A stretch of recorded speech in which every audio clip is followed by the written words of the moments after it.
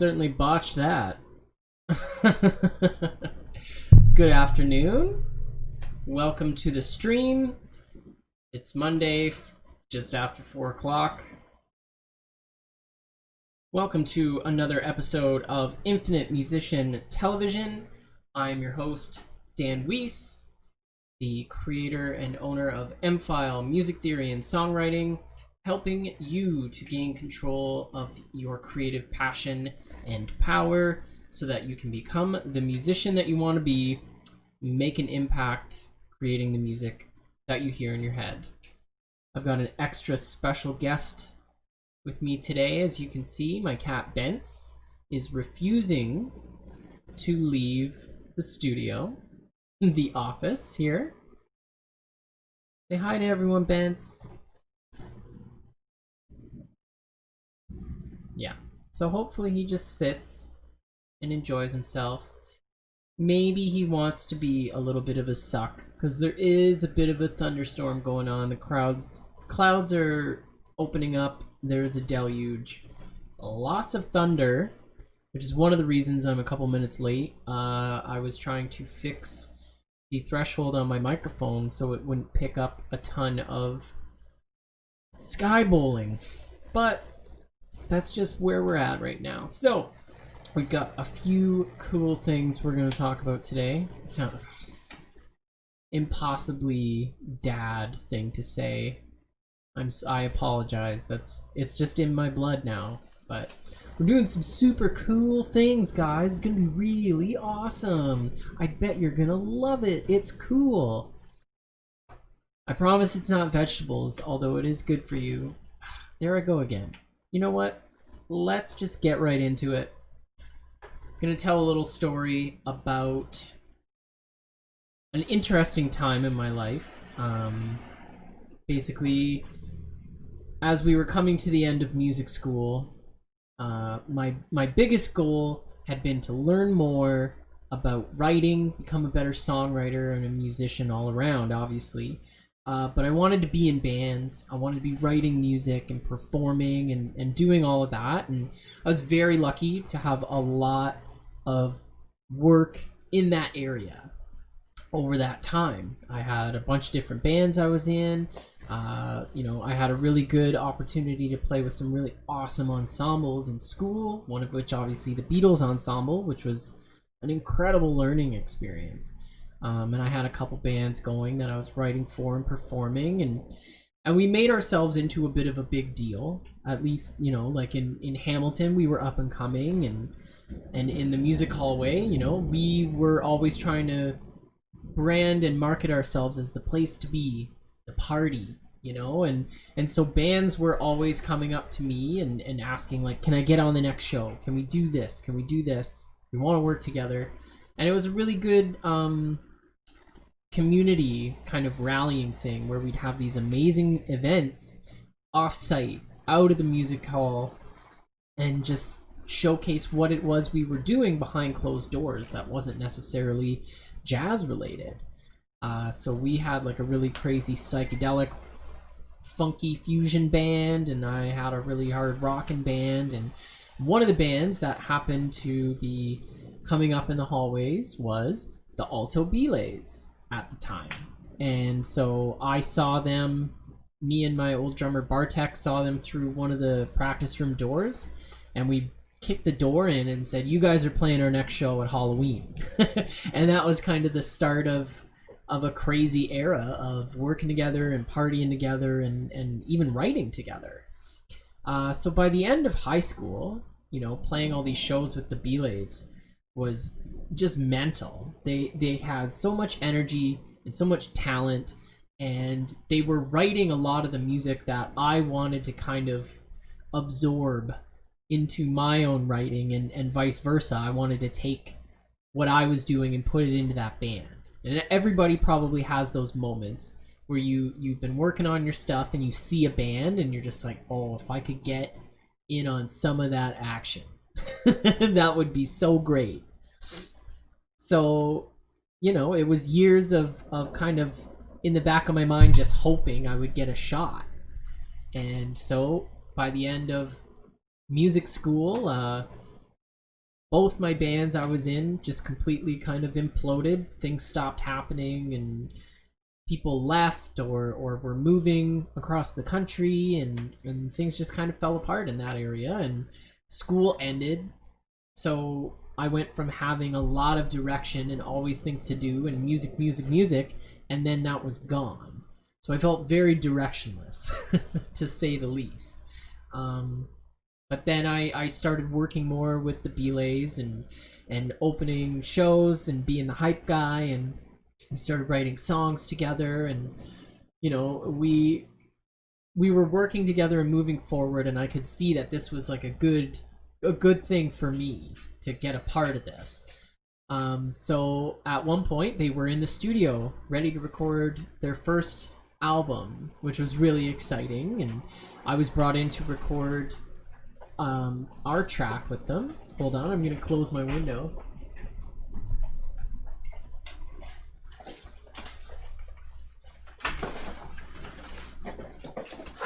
Consummate professionalism. The wind switched and started raining into my window, so I think that took care of it. Anyway, so I was brought in to record one of the tracks that we've been performing for a while. It was fire. Every time we played it, it was just, the energy was huge, and it had balls. It was a big one. So I was really happy to be a part of the recording sessions, and it was really fun. But unfortunately, the sessions kind of fell apart. The mix was not at all what any of us wanted. It just sounded really flat, and it left a lot to be desired, which doesn't necessarily say anything bad about the person who did it. It just wasn't what the music needed. It wasn't what we were looking for.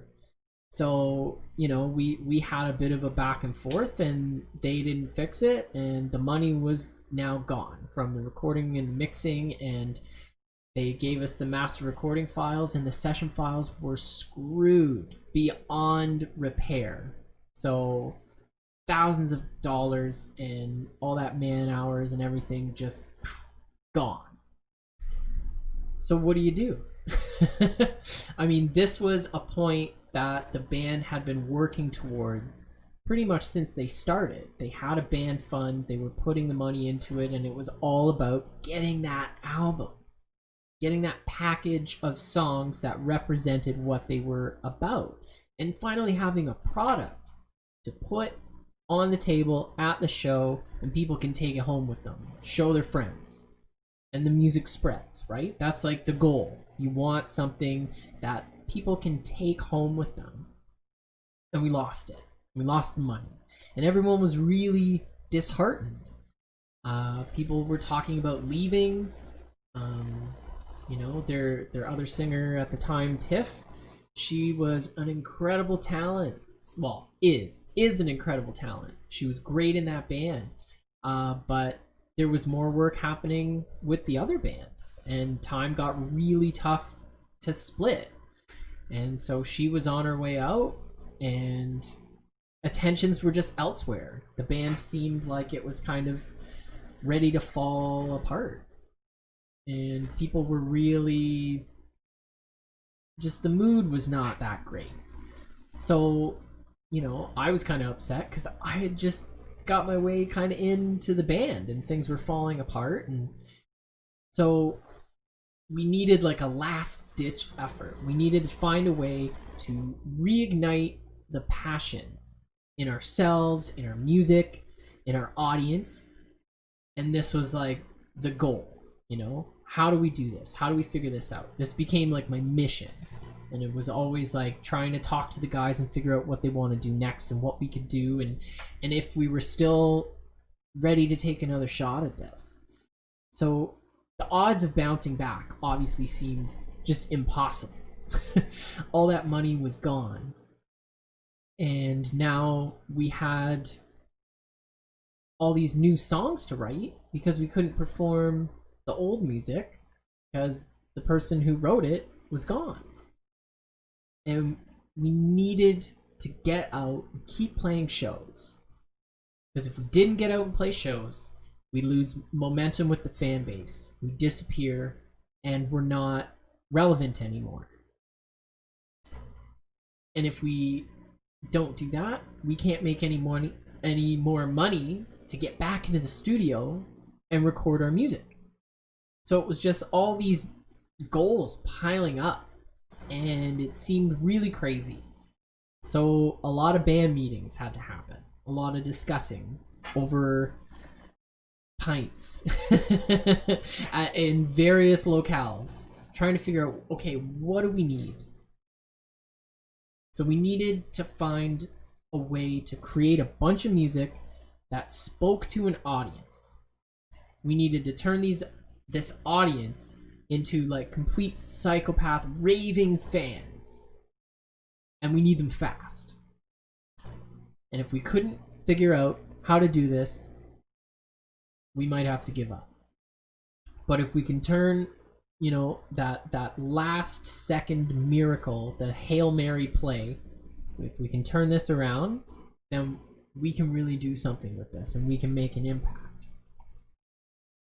So a lot of discussing, we came up with 3 things that we really needed to figure out how to do. We needed a way to not just get to an audience, but impact them. We needed to find out what is the trigger? What is it about hearing certain music that just like blows your brain up? What is the difference between when, you know, your high school friend is like, oh, check out these new recordings that I did, and they're just, it's noise, and you kind of roll your eyes at it.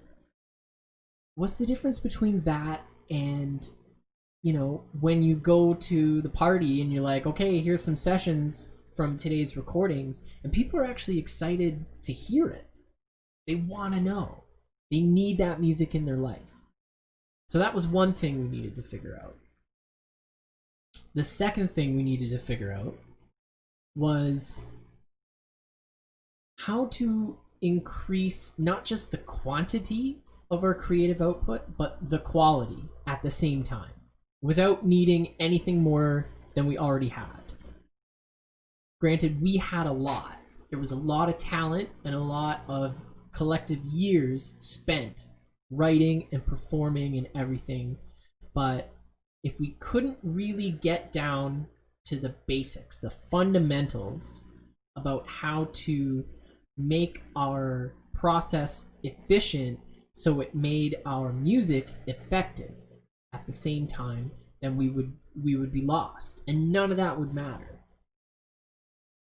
So that was the second thing. The third thing we needed to do was, how do we get around, you know, writer's block, or the blank page, or waiting around for inspiration, or relying on just ripping off other songs and just loosely kind of piggybacking on something we know already works?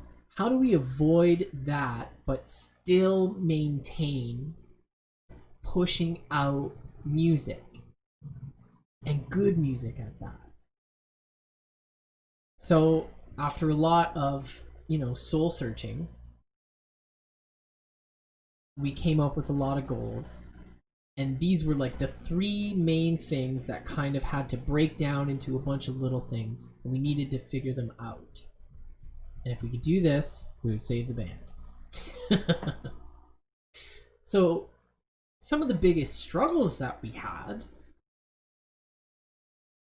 I mean, the biggest one, obviously, is that we didn't learn this in music school. Those were really the 3 fundamental secrets of how to be a musician and songwriter. Like, if you know those 3 things, then you can plow through anything.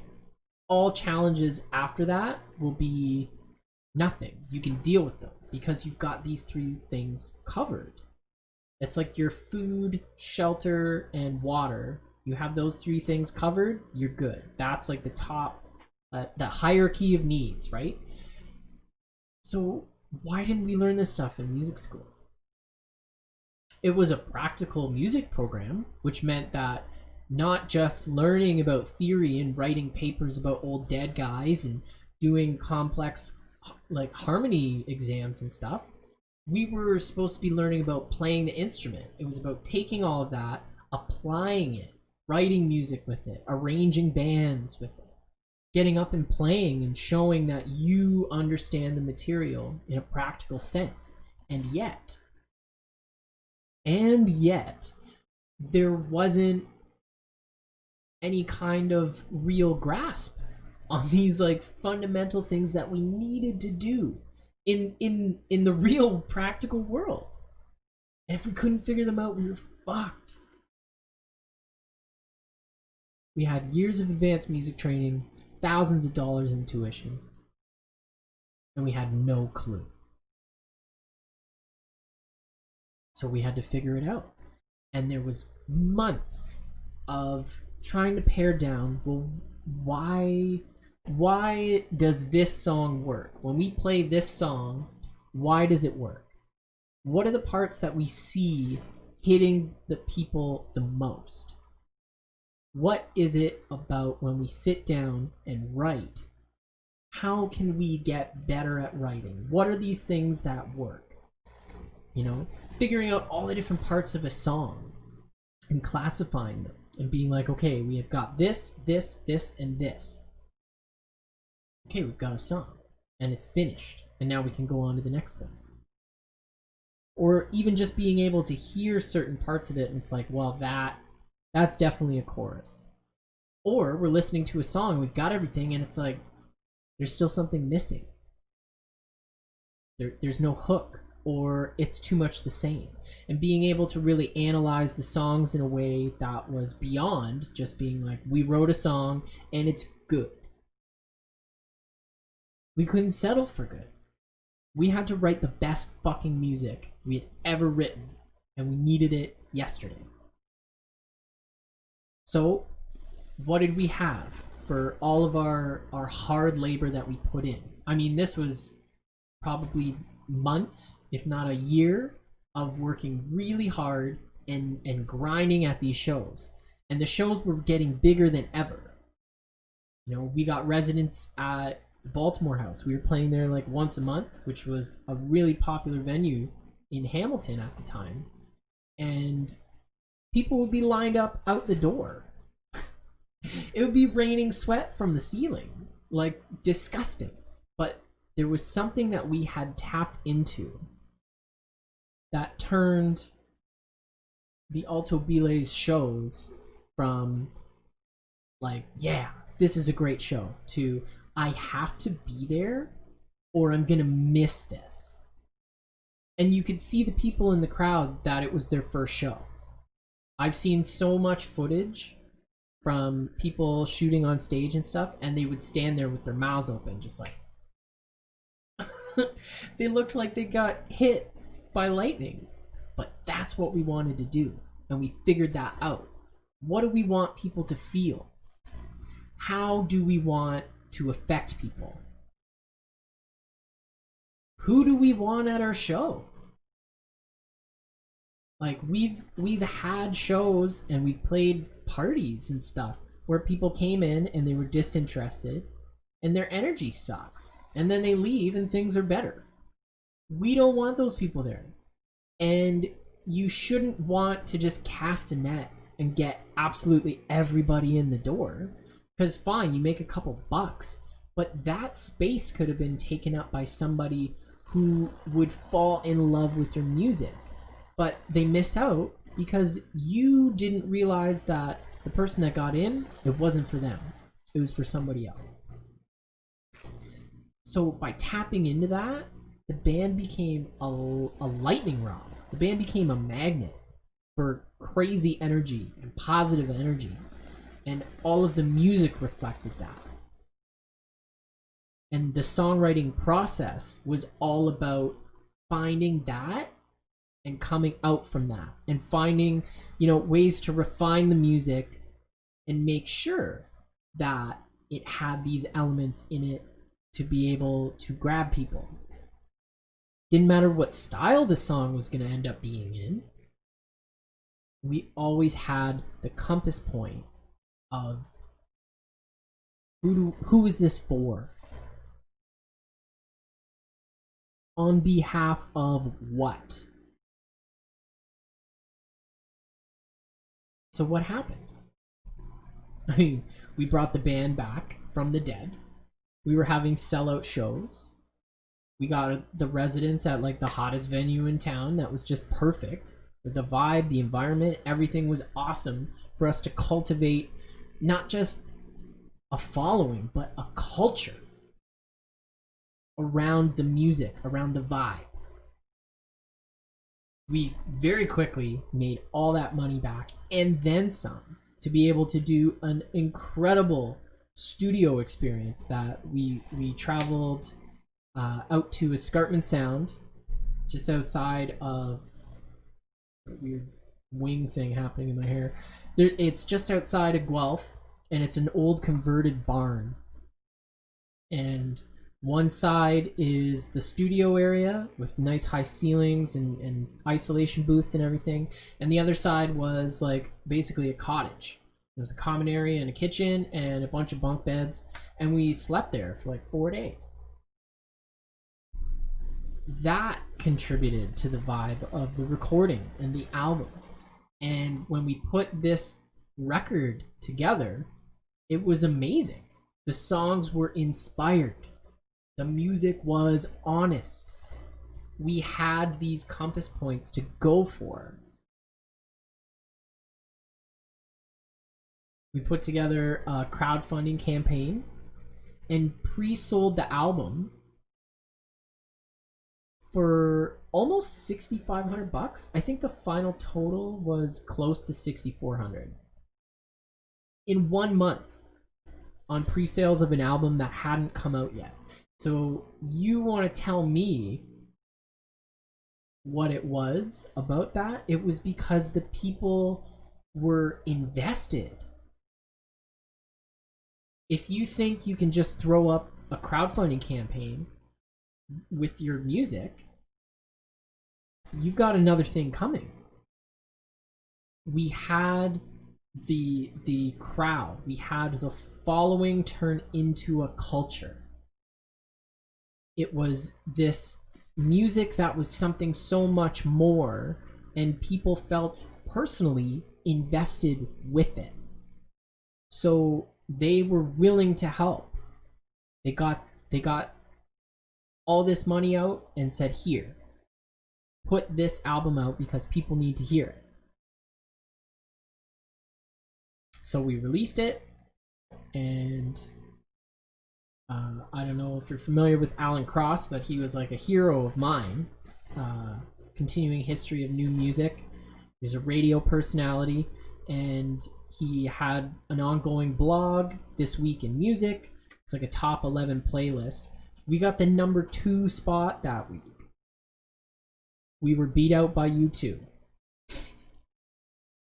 I am consistently reminded of that. That was like an ongoing joke with my buddies back home in Sarnia. They would rag on me and be like, oh, hey, how's U2? And just make little cracks at it. And the music video for our song that we put out, we got the music video shared with a shout out from Nights with Alice Cooper. So like another musical hero talking about how this is a really cool song, and here's these guys, and their video's a nice little love letter to Hamilton, which is a crazy town. And all of this shit happened not just because we were like, we need to make some songs. We needed to figure out how to make music that spoke to an audience. We needed to increase the quality and the quantity of the music that was being put out. And we needed to figure out how to get the music happening without copying other shit or just waiting around to be inspired. And that's a heavy thing. I don't even think that we fully realized that we were going after these things. We were saying it in a lot of different ways. And they were questions that were poised in a lot of different ways. We had a lot of different notes scribbled in all the different band meetings about what we need to do and how we can accomplish it. But really at the heart of it, coming out of the other side of that experience and starting MFile to help people who want to put their music out there and make an impact. These were the things that I really had to look at that experience and boil down to, this is what we did. If you can figure this out, you can do it. Now, interestingly enough, these concepts, this foundation, is the exact process that we will take you through in our new course we are launching this Thursday. The crowd's going wild. It's so mental. I'm gonna see if I can pull up an image really quick. I forgot to load this up beforehand. I didn't realize that I got cool new logos. But this makes me so happy to see this.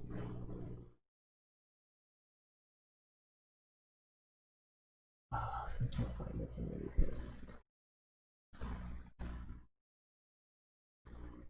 Whatever, I'll pull it up at another time in the episode.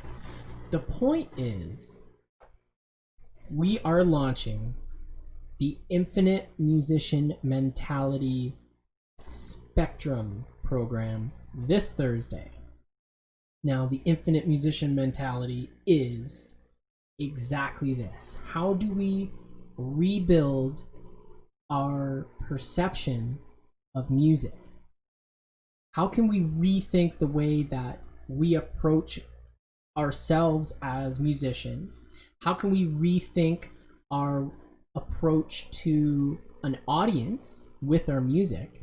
And how can we rethink our approach to making music and writing it?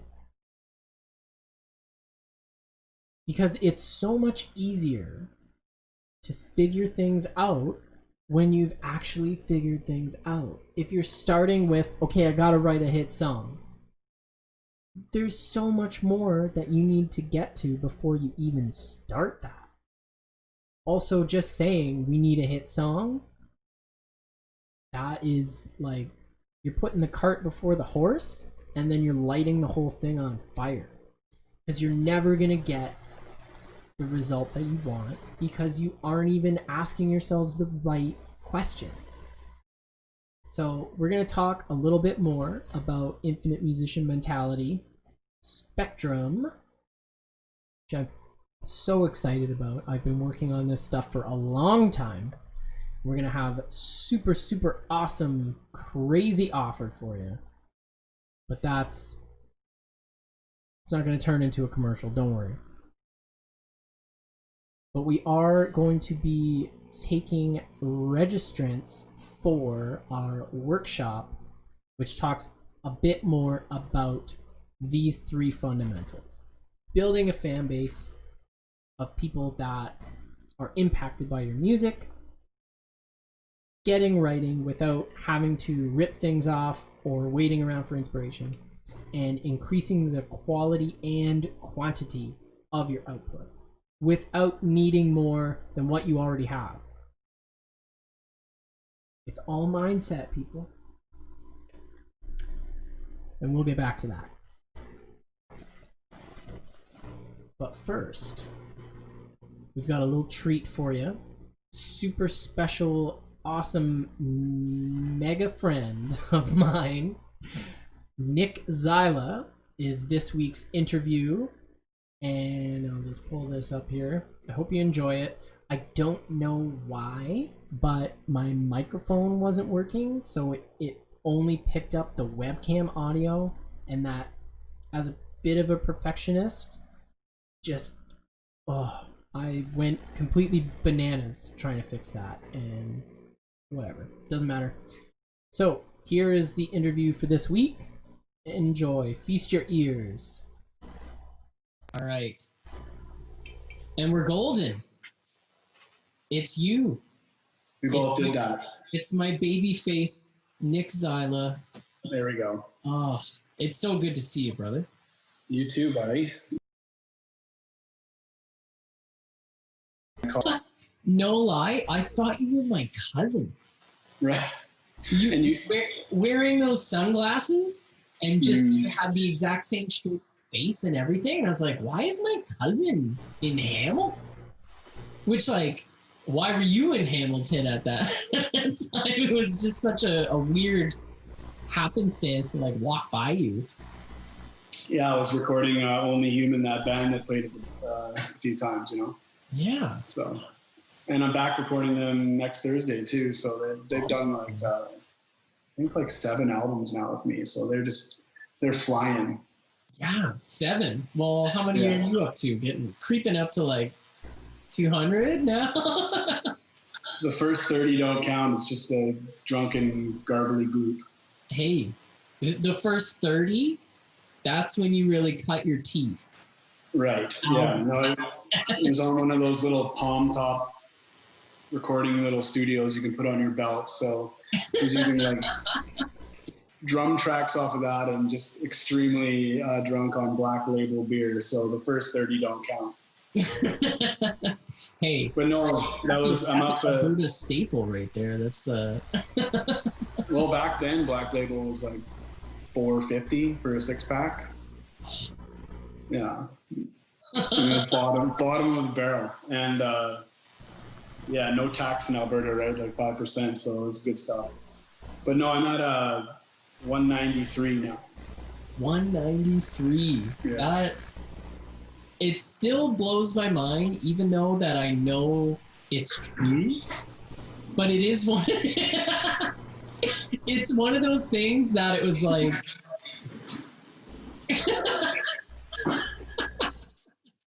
Just rolling out the door. That's it. That's my rider. I'm done. That's it. No green M&Ms. I didn't get any moist hot towelettes. So I'm out of here. Sorry, what were you saying? No. Jordan, when you first asked him to play on some of your stuff that you were doing, he asked me. Wow. Yeah. I wanted him to, but I was too cool. So he knew that he needed to ask me. No. He's always forward like that. So he has. Yeah, I think he just wanted to jam, and then it was more or less like, let's do some stuff. I'm like, absolutely. So. Well, it was such a nice, refreshing thing to see, like, somebody really taking so much roots 90s and doing it like faithfully and not like a hack kind of recreation kind of way. Like, we're both very 90s babies. We were in the thick of it in the grunge era and the alternative radio revolution and stuff. Right. Like, that was our time, So when I started hearing some of your tracks, I fell in love with your music because it was hear that. Really speaks to our genre. That's funny. I think it's just that I've never grown out of it. Never expanded. And then when I hear the jazz quartet and all you guys, that really opened my mind a little bit more. But I still listen, to Beck and the old, like, I still where I'm at in my mind. I haven't evolved out of it too much, but it's just my comfort zone. So I forget. You that do it's do 90s. A lot with it. You take a lot of that kind of the pop framework, right? And you do take it for a walk. I mean, there's all kinds of like the Papaya song. I love that one. And Booty Booty is so catchy and so simple, but it's just like, I don't know, it's not aiming to be a comedy band quite like Flight of the Conchords, but it's like music, if it's funny, it's funny. If it's not, it's not. It just kind of, you go with whatever. There's a very honest pouring out right into the composition that you seem to do that really inspires me, you know, like. Right, yeah, I hear you, man. I think the funny thing about the funnier songs is that they seem to click and resonate better. And I don't know if maybe I'm just more of a comedic writer than, because, you know, the other songs that people seem to pick up on are the ones that I actually put some time into the lyrics. And they seem to resonate more on that. This other garbly boop I'm singing, you know, but when it comes to the comedy type songs, people are laughing and they just seem to pick up on it more. So that's why there's always a few chucklers in every album. There's a funny one in there just to kind of lighten up the mood, like Papaya. It's, you know, I saw our friend Steph just carrying around these papayas, and I'm like, okay, there's a song, you know. And then when you put the Bull Whip crack in there, then that's it. I think I had Jeff Ball come in and do the friggin' cello on that song. So yeah. It got serious, man. I forgot about that. Well, I mean, what goes on in a process like that? Like, you're almost Sorry, 1 second. Sorry. Go ahead.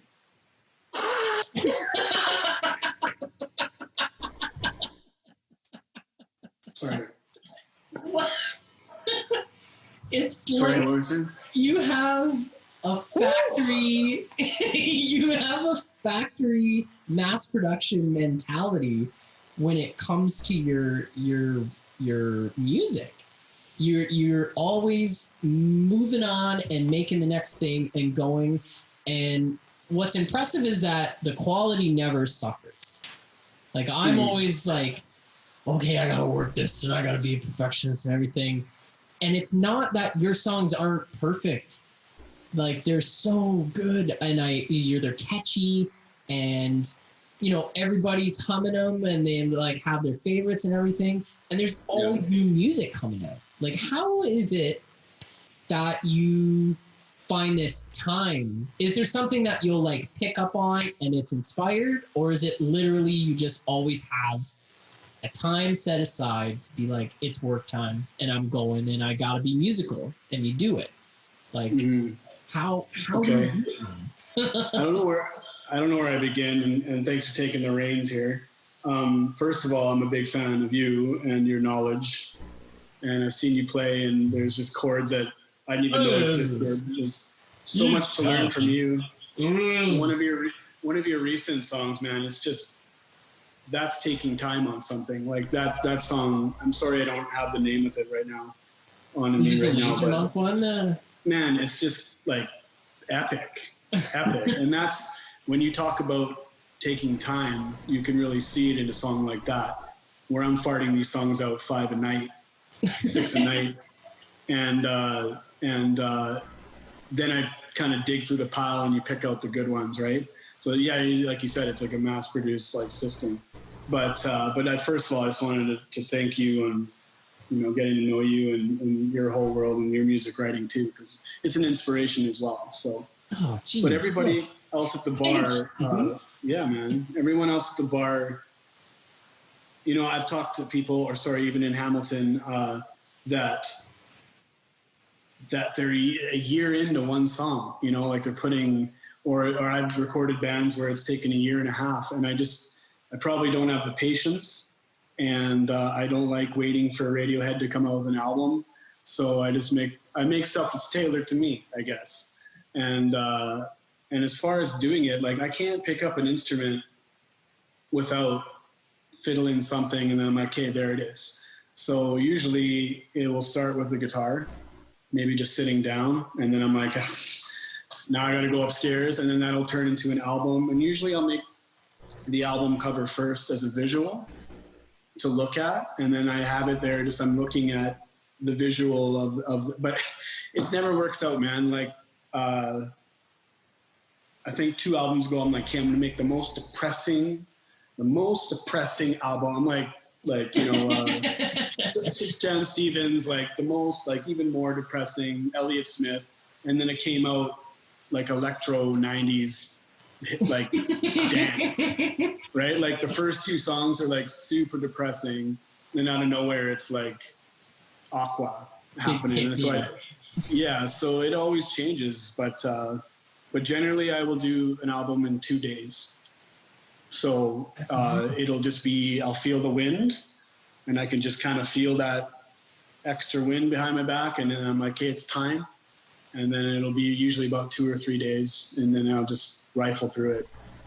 And it is what it is. That's the best I can explain the process.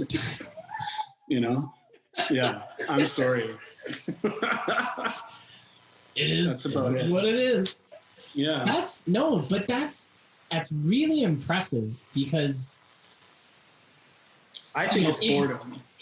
Well, okay, there's that. But you've done it so many times that you yourself are just this well-oiled machine for music. Mm. You've been doing it consistently since what, like 2000? Yeah, I got the first Palm Top recorder Zoom. So I started the solo ones 2001. And then I just started collecting better gear as the years went along, better plugins, all that stuff. And but before that, we were singing for the school in like grade 4. So we were making up songs. We were called Alto and the Toe Jams was our band. And is that a reference to the classic Sega game? No. Jam and Earl? Yeah, no. There's some of that amazing music. Yeah, our whole school was like music mandatory. So you had to learn piano, you had to learn xylophone, you had to learn recorder, and you had to sing, and you were graded on it. I thought all schools did that, but it was really cool. And then by grade 3, I'm with 2 other guys with a giant choir behind our back, and we're soloists, and we're traveling to Jasper Park Lodge, the Parliament Building. We had like a tape made of us. So playing in front of large crowds and kind of being involved in music was a big thing from the beginning. Both my parents played piano and guitar. It was around. My grandpa used to have the whole room gathered around him. He'd be playing, all the old country hits and stuff. So it was always kind of around me. But it wasn't until I started convincing elementaries and junior highs to give us a room. I don't know how a grade 4-year-old kid gets a key to room 6. That's such a Zyla story.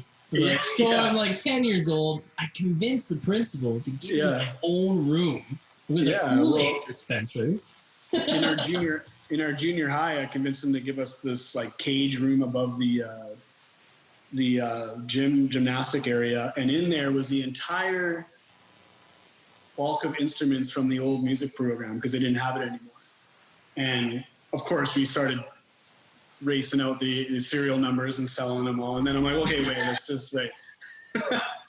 And we actually revived the music program in that school just because doing concerts every lunch and doing that, the principal actually revived the music program with those instruments. So I thought that was pretty cool. But yeah, I know I've always been making shows, having fun, and it's just, I enjoy music. It's a form of expression. You know what I mean? So it has a message, and I couldn't imagine life without it, to be honest. I've been addicted. You think? Yeah. Yeah. It's an impressive backlog, I think. There's so many albums that you've shown me that just so effortlessly jump genres. Like you go back and you do a lot of experimenting with certain sounds, or you're like, I really liked this song, so I made an album kind of as an answer to it or whatever. And it's like you've done so much experimenting with your compositional kind of muscles, which I think is a really important thing, because there's no boundary to what you'll do. If it comes up as like, I'll just give it a try, and you give it those couple days and you focus on it and you get it out, Yeah. And that in itself is like a really good and inspirational thing, because when you come back, you know, like you're only building up on top of what you've already done. So every song that you're writing after the fact, even if it's not that same style, like you're still learning all kinds of tricks and stuff from it. Like I want to open that brain and see what's going around in there, man. Like it's a lot of screams. Just Actually, kittens and ghosts. The music probably gives me a break from the screams. So yeah, no, like any spare time that I have, I'll be recording for sure. You know, if somebody goes out to the grocery store, fart a couple out real quick, you know, and then and I think down the road I can kind of pick from all of these and pick some good ones out and really spend some serious time. So there's got to be a few nuggets and 2,500-ish songs there. So yeah, you know, for sure. And so and that in itself, it's because it's fun, man. I do it because it's fun. You know, if it turns into a job one day, it might not be fun. Yeah, yeah. You know what I mean? So I get that. So yeah, I'm addicted to fun, Dan. I get that too. and I like thrills. Thrills, not the soap gum. Yeah. Oh, that's such an Alberta thing to say. What? I like the soap gum. The what? The thrills. The soap gum. Yes. You remember that right. shit? Oh. Yeah. Anyway. Alberta. I'm finally talking up to everybody here's level in their rhythm. That's so funny because I never thought of that until you brought it up. Yeah. And you're like, you guys talk differently here. I'm like, no, we don't. Oh, big time. Oh. When I got here, you know, we talk like this. Or you'll see a lot of people in Alberta, they go, well, that's the case. Because it's like cows, straight land. You got to take it easy. Like it takes us a time to think. We think about what we're saying out there. I still talk as though I live there, which is pretty funny. But yeah, no, it's been fun. I can't say how thankful I am that you like crash landed here and just like brightened up all our lives with your silliness. Like there's so much of performance into the simplest things that you do, which I like hearing all that stuff about how you spent all those early years being in performance. Like you've been tailor-made to be a performer and to do these things, and you're very deliberate in a lot of like even the body language that you would do when you're like just putting on a little thing, and you're Mr. Showman.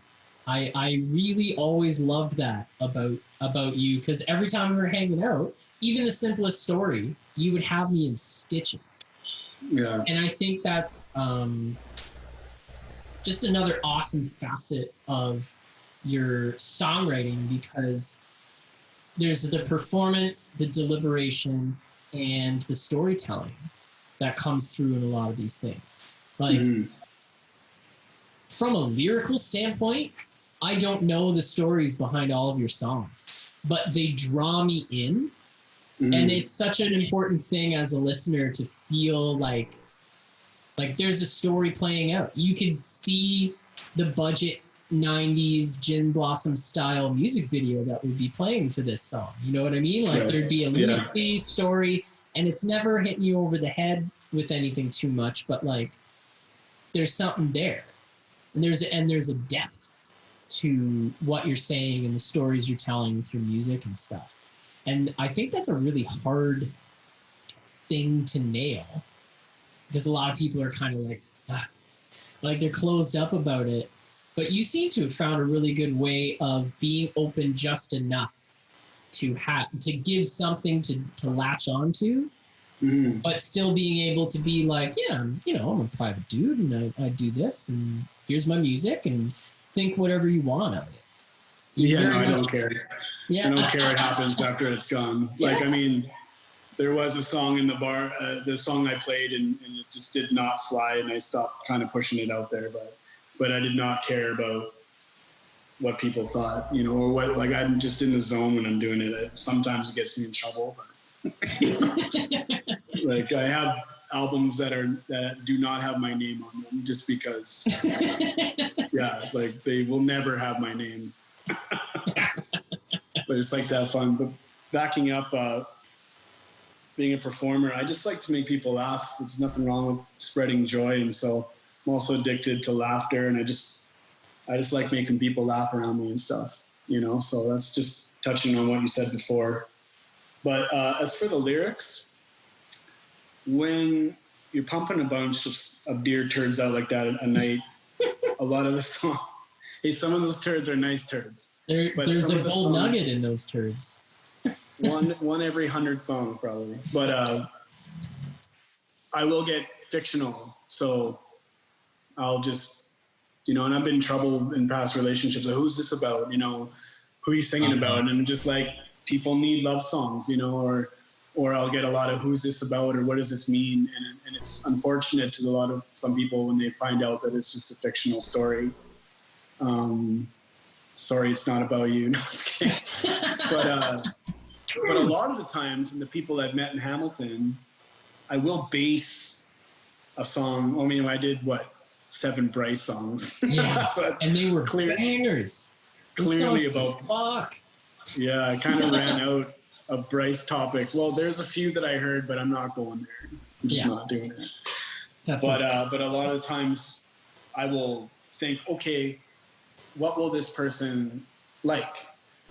And that's a good inspiration. So, for instance, when people would come in the Hamilton scene and I could play it, I'd almost I would write it for them, but not tell them, you know what I mean? And see their reaction. So there are times where I'll tailor things for people. And even like, man, for Tommy, like there's like 20 songs that I'm talking to Tommy and he probably doesn't know, you know? So yeah, it's for you, Tommy. But, so yeah, there's inspiration in everything. I remember being a kid and on the news they said, you know, genetically altered food. And I went right downstairs and you couldn't do the song today. It was Genetically Altered Girl was the song I wrote. Today I'd probably get in trouble, but I still like that song to this day. But anything is inspiration. Life is an inspiration, you know, like I don't find it hard to find inspiration in anything, you know, like if you just look at anything on the table and just go for it. I don't know. Maybe I got dropped in my head in a good way. The fourth stare. I often wondered the same thing about myself. Right. I feel like my brain works in such weird ways that I'm like going through life normally and people are just looking at me aghast. Like, what is wrong with you? Like, I'm just having a wonderful time. See ya. Yeah. We were both like cats, where you see cats, sometimes they have zero fear, sometimes they do, but that kind of weirds me out because you'll see cats do stuff, there's zero fear, but then there'll be a scaredy cat, you know, and they'll run away from a noise, but then you see them doing like, you know, jump off the house or something. So we both got a little bit of cat in us. I think so, yeah. I can sleep anywhere. Yeah. I'll sleep on like those couch cushions, like size chairs. I've curled up, just taking a full nap on one of those. And I've heard people, you get that ear thing going when you're still kind of asleep, and people are like, "Is he seriously fucking asleep?" I'm like, yeah, man. I can sleep anywhere. Get you $20. You tell me to sleep somewhere, I'll fucking go sleep there. I remember drinking almost 2 6s of Jack. I don't do it all the time. It was over a whole day. But when I went and passed out in the corner, I could hear people saying, "I think he's dead." I think he's dead. I've never seen anybody drink 2 6s before. I think that guy's dead. And the weirdest thing is, they didn't let me sleep, and I'd gone back into some weird sober state, and I was fine. Like, I just came out on the other side super, just like zeroed out. It was the weirdest thing, man. Just tranced your way through it. Yeah. Here I am telling people I drank 50 ounces of liquor. That's nice. Let's get Owen on. Owen, Owen, that's like freeway Just that guy. pop him up. He shreds, eh? Yeah. I was surprised, but also not. It was because I'd never seen him play guitar for the first couple of years that I knew him. Yeah. And it's always just such a surprise when someone picks it up and they're just like, and then like Scott McIntosh from the Belays there, he was telling me that in high school they were like the guitar buddies that would try and one up each other and keep pushing each other. And Scott would try and learn this shit, and then Owen would come out with something even crazier, and Scott would be like, fuck. And then it was years later, Owen told him that he was getting all this stuff from like a website. So really? And he never told Scott, so he's basically cheating.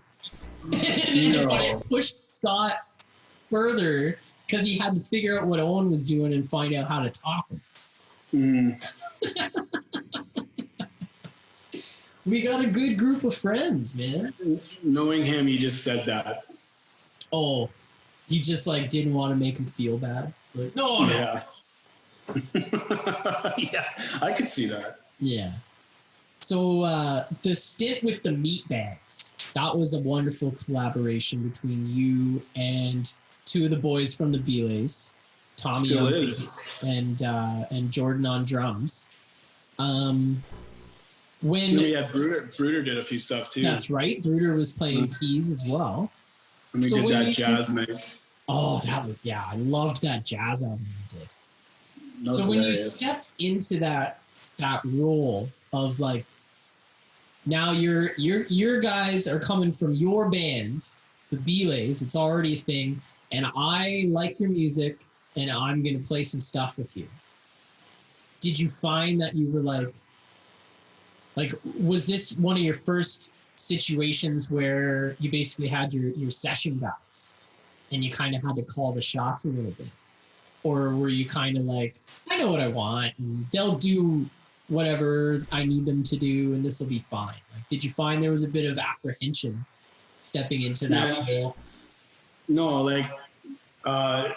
this is how it went, man. We went over to Jordan's and I said, guys, the number one thing here is just to have fun. I'm not stepping on any other band's toes. Let's just have fun. The songs are already there. I'd show them and I said, I don't even care what you do. And maybe I'm not even kidding because Jordan is so fluid and just picks up on what's going on. So, all you guys. And maybe there was one song where I was like, the snare's tripping me out. I'm talking of 50 we played. Maybe one song I was like, that snare's just tripping me out right there. Other than that, I just said, let's just have some fun. And we play the songs because it's easy because I just play them and then they play along.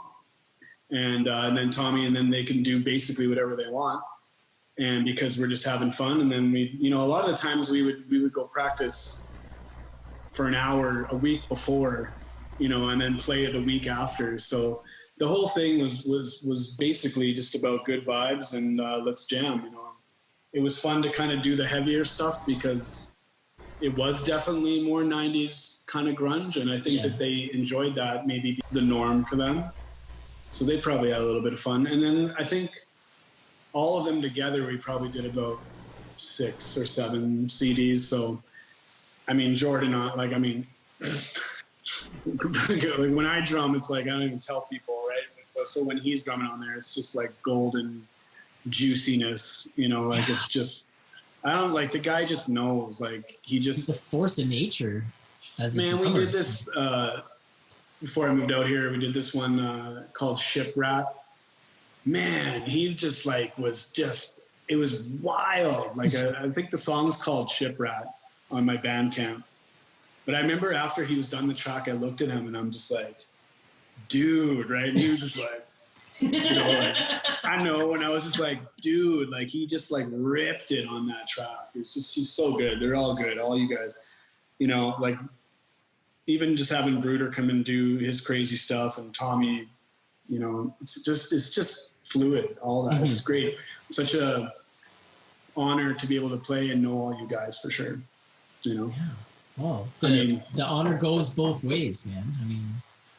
I'm just a Ukrainian man. Hey, I'm genetically connected to an original Slovak slugger. There we go. You remind me of like old school Civil War, like Dan. Yeah. You know, like I love it. It's like you're a general in the north. Men of the 9th Bearded Infantry were sunning and fluffing their beards in the sun. Rhode Island. It's a terrible accent. Whoa. We gotta. He's out. I'm out. Yeah. Yeah. I was gonna be out first. I told you no man. babies. Yeah. People do that, man. We're gonna, they just hand me their babies, and I'm like, don't do that. Don't you do it? I would never throw a baby at you. I think you did, man. I think you just gave me your baby. I didn't give. I was like, do you want to hold him? I wasn't like, take this baby. Like, you have to just throw a baby and trust fall. Here we go. I can't remember. That was a while ago. It was funny. I was looking at pictures from like his first week after being born, when I was still like, oh God, like I didn't know what to do. I was terrified holding that kid. Really? And you can see like, I'm like, huh. Or like he's sitting and I'm like holding him for pictures. Like I've got like my hand in front of him and he's just like kind of hunched over like. Now I just like throw him around and shit. It gets easier. But. Just hold him by his legs. Yeah. He'd like way too casual. So, where do you want to direct some eyes and ears? Like, you've got a Bandcamp, you said? That's the best place, yeah. Bandcamp, Zyla.bandcamp.com. Zyla, Reverb Nation at NicolaZyla.com is an old gig, but there's a lot of older stuff in there. The problem is I've got so much content to get out, and I need to learn how to get it out the right way. So if I were to put anything out there, I need help with that. Contact me and help me, and I will. Absolutely, I will. I'm not talking about you. I'm talking about everybody else. But no, Bandcamp's a good place because that helps one out pretty good, and then basically I've been pumping stuff on the streaming sites. That's all the knowledge I know. I can pump out the music. I just don't have the marketing skills. Mm-hmm. And that's a whole other game. And if I'm writing music all day, so maybe I stop at 200 and then I just try to get a couple. And then we go back and we work out a marketing plan. Exactly. Yeah. Well, I mean, the fact that you were able to kind of peg people down and be like, focus in on what they would like and get these things down. That's all marketing is. Right. Like finding a way to target who would like this and kind of instead of like the other way around. Because you've got this stuff, it's very good, it speaks to people, it's deliberate, there's storytelling, and people like it, and it's catchy to boot. So I think the biggest thing is just going back and being like, even by album, there's like, you could pick like one or two like values or ways to target people, and then boom, that's off on its way. And then another album is selling to a completely different subset of people, and you can just own the market just because you've written so much different music. Yeah, and like could also use a lot of them and just sell them as ideas. Like there's a large volume I need to do something with. So, but I mean, I thank everyone for listening, and the feedback is great. Oh, yeah, you're a babe among babs. I don't know what that means, but it's gonna mean something. If you say it with enough convention, then anybody will believe it. I'm just like, yeah, man, that's what I said. They're like, oh, sorry, I thought you said something else. Dan said I was a babe, so must be true. You get the not too bad steel for 185 pound Ukrainian, probably 190. 190, 190 pound pierogi. Captain Kielbasa King. It's the greasiest. I greased my way out of Edmonton because it was so greasy that I slid through the prairies, and now I'm down here. They tried to grab you, but you slipped. Yeah. I stood on top of the mountain in Jasper, and it was so greasy I ended up here.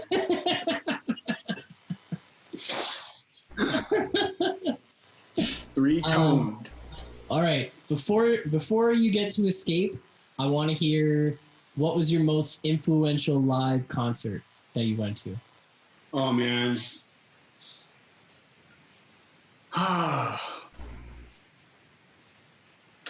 Man, you know, I've been to so many. Lots I can't remember. And that's not really good because you're wasting your money when you're having a party, a ball like that. You know what? I really wasn't given enough time to think about this, but I will say last summer I went to go see Beck at the Budweiser, and I've never been there before. Not a fan of getting out of that venue when everybody's leaving. Oh, it's a shit show. I'm sure everybody knows that except for me at the time. But that was wild. Like, I've never been claustrophobic like that before. Honestly, I went to go see Beck, and I didn't know much about Cage the Elephant. And, you know, you only hear the radio songs and stuff. And actually, they're not bad, they're radio songs. Yeah. I remember hearing Cake, like, he's going the distance on Much Music. And I was like, these guys suck. And it was all over the radio. Every other Cake song I love, except for that radio song. So radio just, like, can destroy your perception, the whole concept of somebody.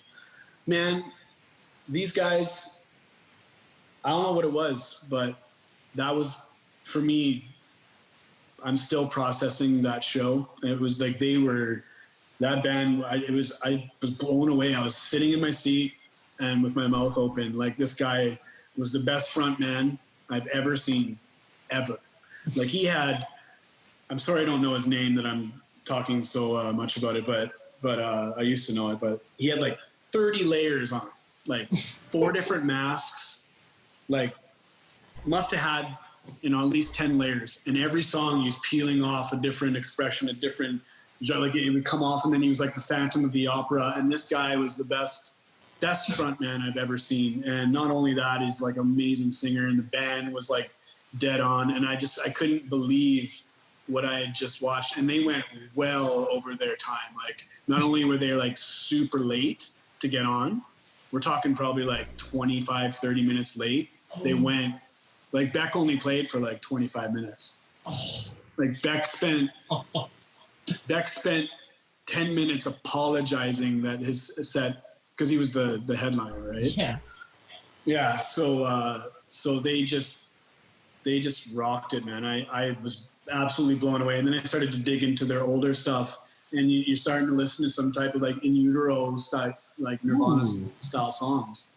I wish I knew the album. It's one of their earlier ones. And then I'm like, wow, like I would have been completely into them if I knew, what their kind of music was like. So yeah, I'd have to say that was one of the better concerts. I can't think of everything. Like, there's Stage 13 out in Edmonton where the stage fell and killed a bunch of people. That was a weird experience. And they had a outdoor camping area, and people started building a structure on their own, a 2-story structure. And I'm like, wow. I'm not going in that. Fell down, people died. So that was, not influential, but that was a concert that I remember. Yeah. People like urinating into super soakers and spraying them everywhere like that. That's Alberta style, bud. But yeah, that's a concert that I do remember, but no, like, I wish I had more time to think about that. But right now that Cage the Elephant is fresh in my mind. And I'm telling you that I've never seen a performance from a lead guy like that. Like, he went onto the crowd after Cage the Elephant, and he was like way out in the back, running around in the crowd surfing, like insane energy. And it was quite an experience. So yeah, I'd have to say Cage the Elephant for sure, which was surprising because that's not who I went to go see. And I think Spoon was playing too. I don't know. They got a few songs. Just kidding. I hope they never watch this. Edit that. That says something and you're a huge Beck fan. But you're like, I went to go see All in. Beck, and this other band somehow stole the show. That says something. I got videos of it, man. And I don't know if like you could get weed here in Canada easier or something, because I went to go look at some of their other performances, and there's something about that night. The sun was setting and it was just the right mood for everything. You know what I mean? It was just, I have video of it. I got to show you, man. This guy's, I think I might have showed you. I saw one or two of the videos, and the costume he was wearing looked fucking terrifying and weird. Like, and his brother was just wearing like a 2-piece Adidas tracksuit. Like it was just, the one guy, his back was out, so he was just sitting on his amp the whole time because he couldn't move around. And I thought that was like his thing, but his back was out. And they have like a keyboard player, and like it's just they're a phenomenal band. Sorry, I can't say enough. I really can't. Wow, that's a glowing Z stamp of approval there. Yeah, got a little excited. That always stuck with me when you told me that story.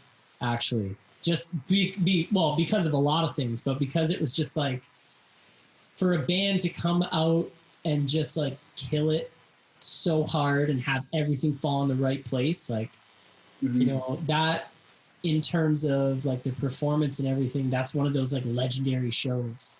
You know, maybe there'll be like 20 years from now, somebody writes an article about it. It's like, because it was. I don't know if it was just me. I don't know. And like for him to be thrashing around like that and to know what it's like and sing for that long, that's some special powers he had there. Some next level shit.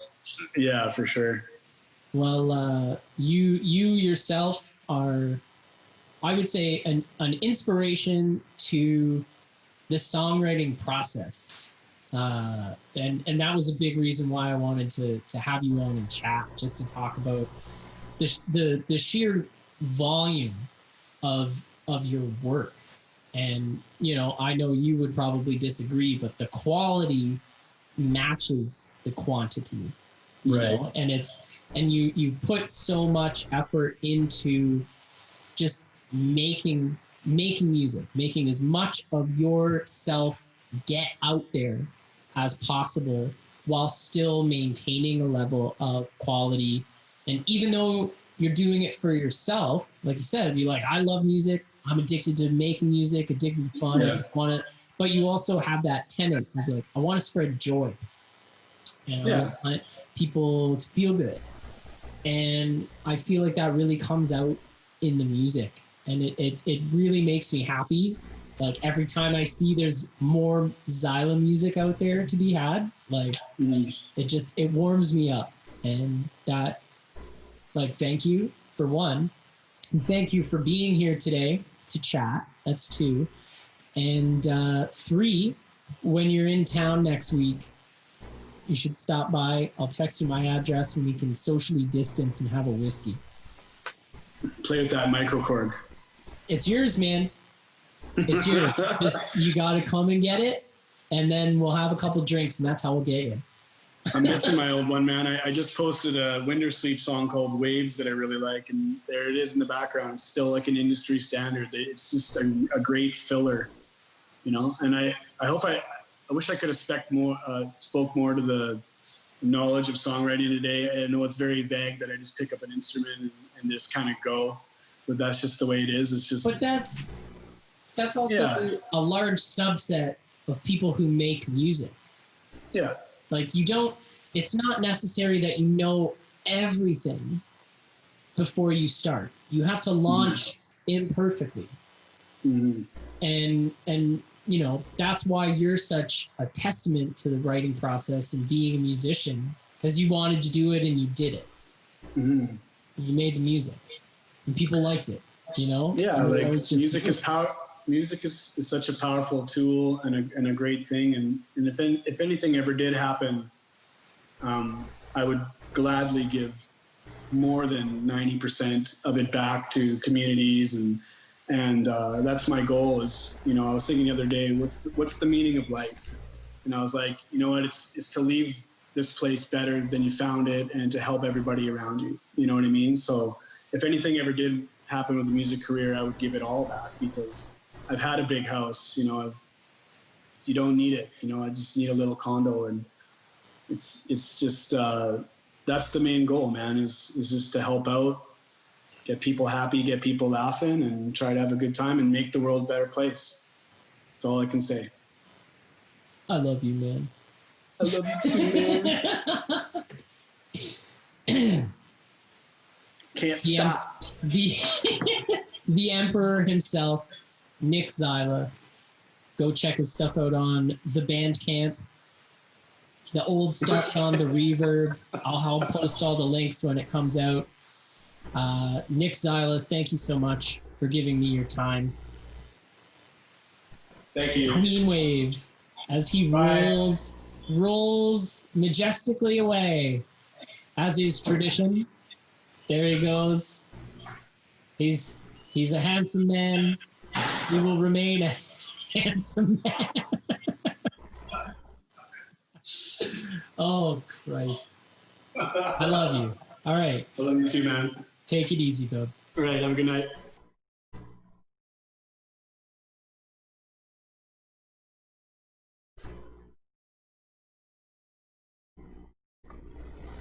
And we're back. And the rain is picking up again. I hope I don't have to get my life jacket on or anything. Fingers crossed. But yeah, I really enjoyed that interview. Obviously just because, you know, we're buds and it's nice to get to chat with your friends when you haven't got to see them for a while. But also just because the way that Nick approaches his songwriting is just, it's so exactly those three things that we were talking about at the beginning of the episode, where you're writing for an audience, you're figuring out how to just get more out there but keep the quality. And he finds inspiration like everywhere, and that's always how he's able to consistently put things out. And he tries things and experiments with things, but there's just the utmost importance on finishing songs and getting them out. He can rework them if he needs to, but you know, if somebody spends a year on one song, that's a year that they could have spent with that song and a bunch of other songs, you know. And in no way should you sacrifice the quality of your music for quantity. Don't put crap out there. But the important thing to take away is that nobody can come and follow you if there's nothing there to follow. So, something to think about. And that very much takes us to our next segment. We're going to talk right now. A weird flyaway thing happening here. You can't help it when you got long, greasy hair. Just put it up in pigtails, maybe. We're going to talk about 12 mistakes that you might be making or considering making with your music marketing, your branding, how you approach getting out to people. Because you got to do it. The music is half the battle, if that. There is a lot that's on your plate that you need to take care of and get good at. So here are some consistent mistakes that we see across the board people doing on a daily basis. And you're going to recognize these. I guarantee you're going to recognize these in yourself and when you're flicking through, you know, on Instagram, or you're scrolling on Facebook, getting posts from spam groups of like people doing music stuff or whatever, and you look at it and you have that, you know, critic in the back of your head that's like, what a chump. But chances are you're doing a lot of these same things too. So let's talk about 12 music marketing mistakes. Mistake number 1, confusing website design. You know, don't overcomplicate your website. Cut out all the shit. There's so much stuff that we see on band websites, and you don't need it. If you feel like you need to put a bunch of stuff like what you had for dinner and a 5-page autobiography and, you know, like what the weather was like when you were born, like nobody cares about that. That's the kind of shit that you put on Instagram. They don't care about that. You need to have a singular focus. What is your website there to do? It's to bring in traffic. If they're coming to your website, they're probably seeing it from another source, like Facebook or Instagram or whatever. They click the link, they're here. So they're interested. How are you going to attract their attention and create some kind of a transaction on that website that leads to you getting their email address so you can contact them again for free? You need an About Me section. You need an intro. You need some type of, you know, header image that's really catchy, and make sure the branding is on point. Like, be consistent with things like colors and images. Don't have 50,000 different colors. Like, pick 2, maybe a third that's like an accent color. Keep it simple. Have your social media links on there so they can find all the other places that you are, but it really doesn't have to be much more than that. Eye-catching, simple, and don't make it an encyclopedia all about you. You really just need them to follow you somewhere else, give you an email address, or buy something. That's it. So, mistake number 2, only using one platform.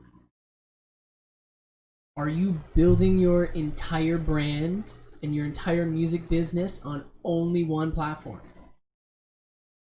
Like, I really shouldn't have to tell you why this is a bad idea, but what happens tomorrow Facebook becomes illegal?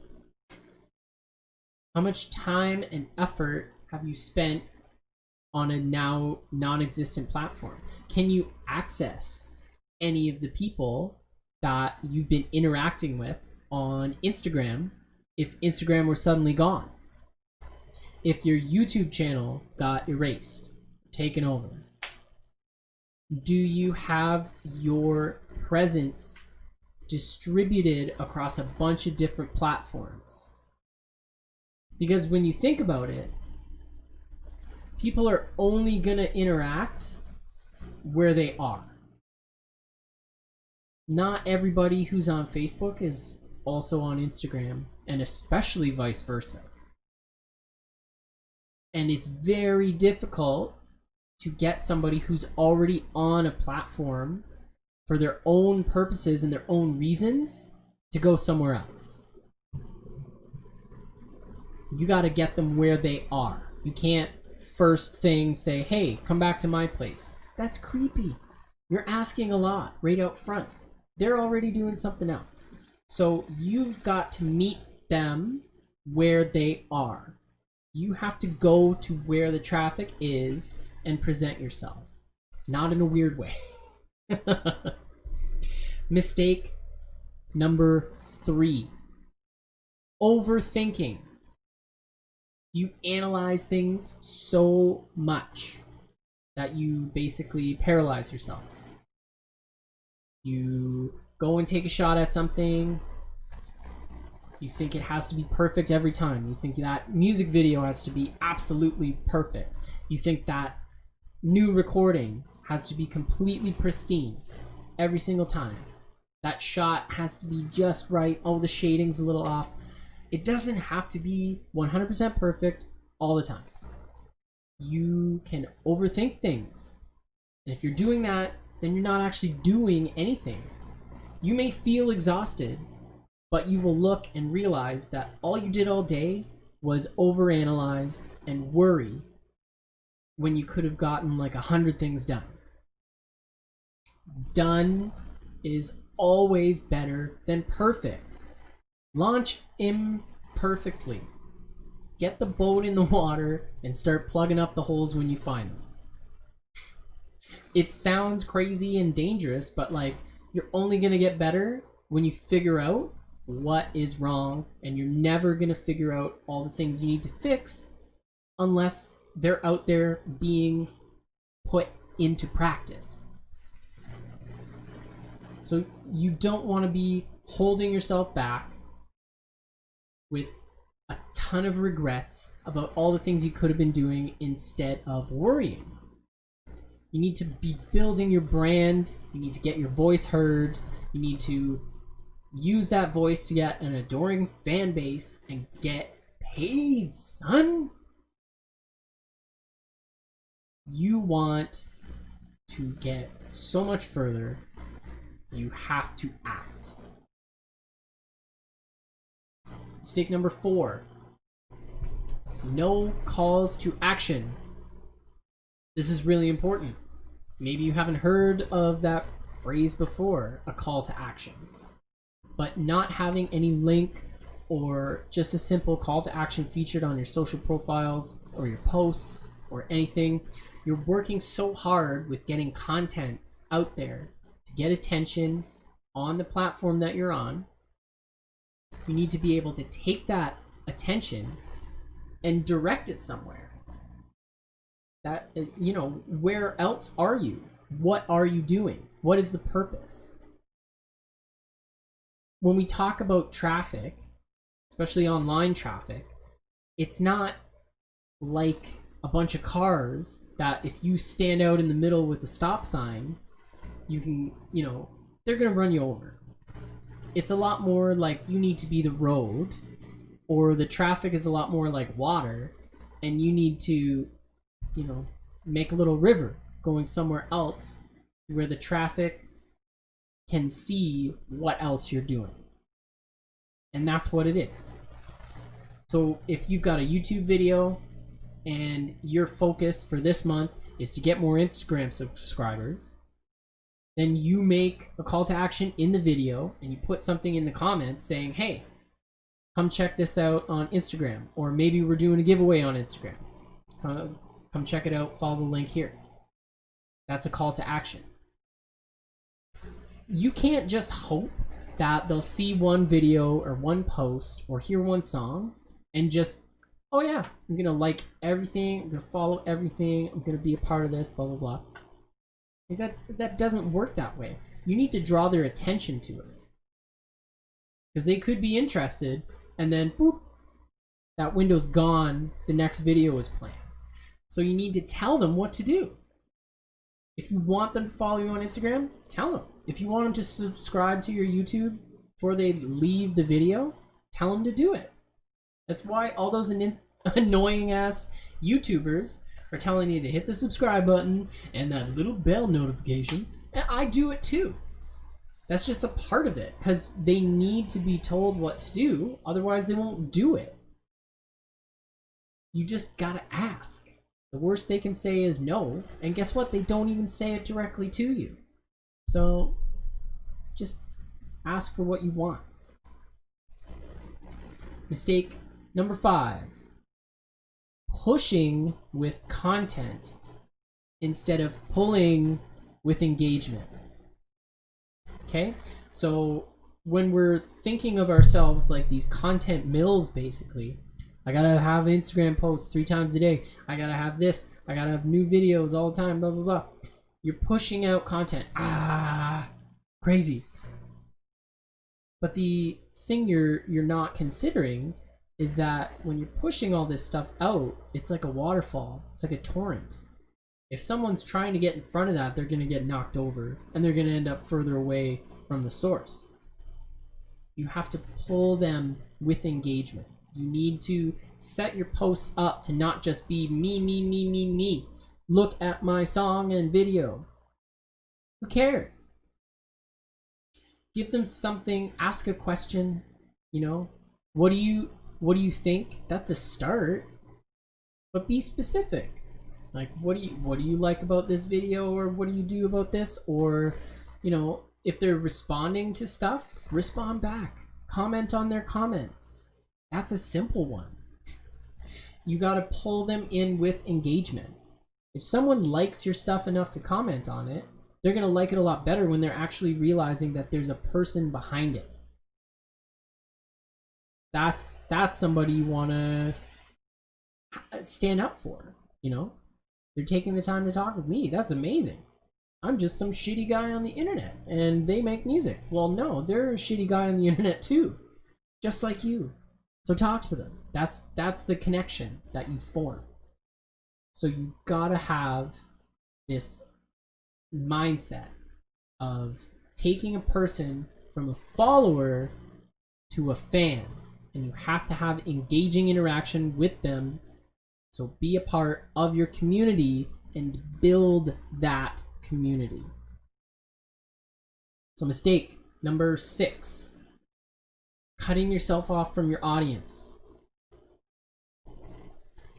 Again, another one that seems really common sense, but a lot of people on all sides of the scale, they end up hiding behind their logo or a private account or whatever. They disable comments on a video or something. If you want people to listen to you, you have to connect with them. If you want to connect with people on a musical level, why not give them the chance to connect with you on a personal level? You build a fan base, you build a brand by letting the community build with you. Give them something to latch onto. Don't think of it as here's this account.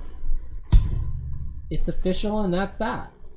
This is your direct line into the fan base. So use it, leverage it. Mistake number 7, posting too much or not enough.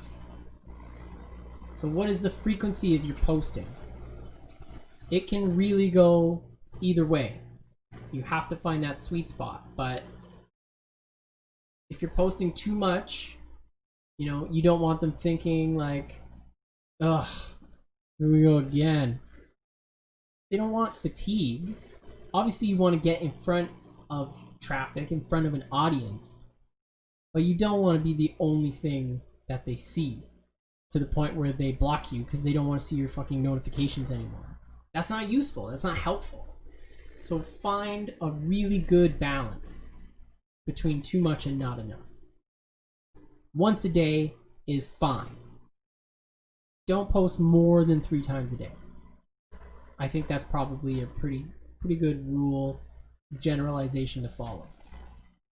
So mistake number 8, shadow dropping or releasing without any notice.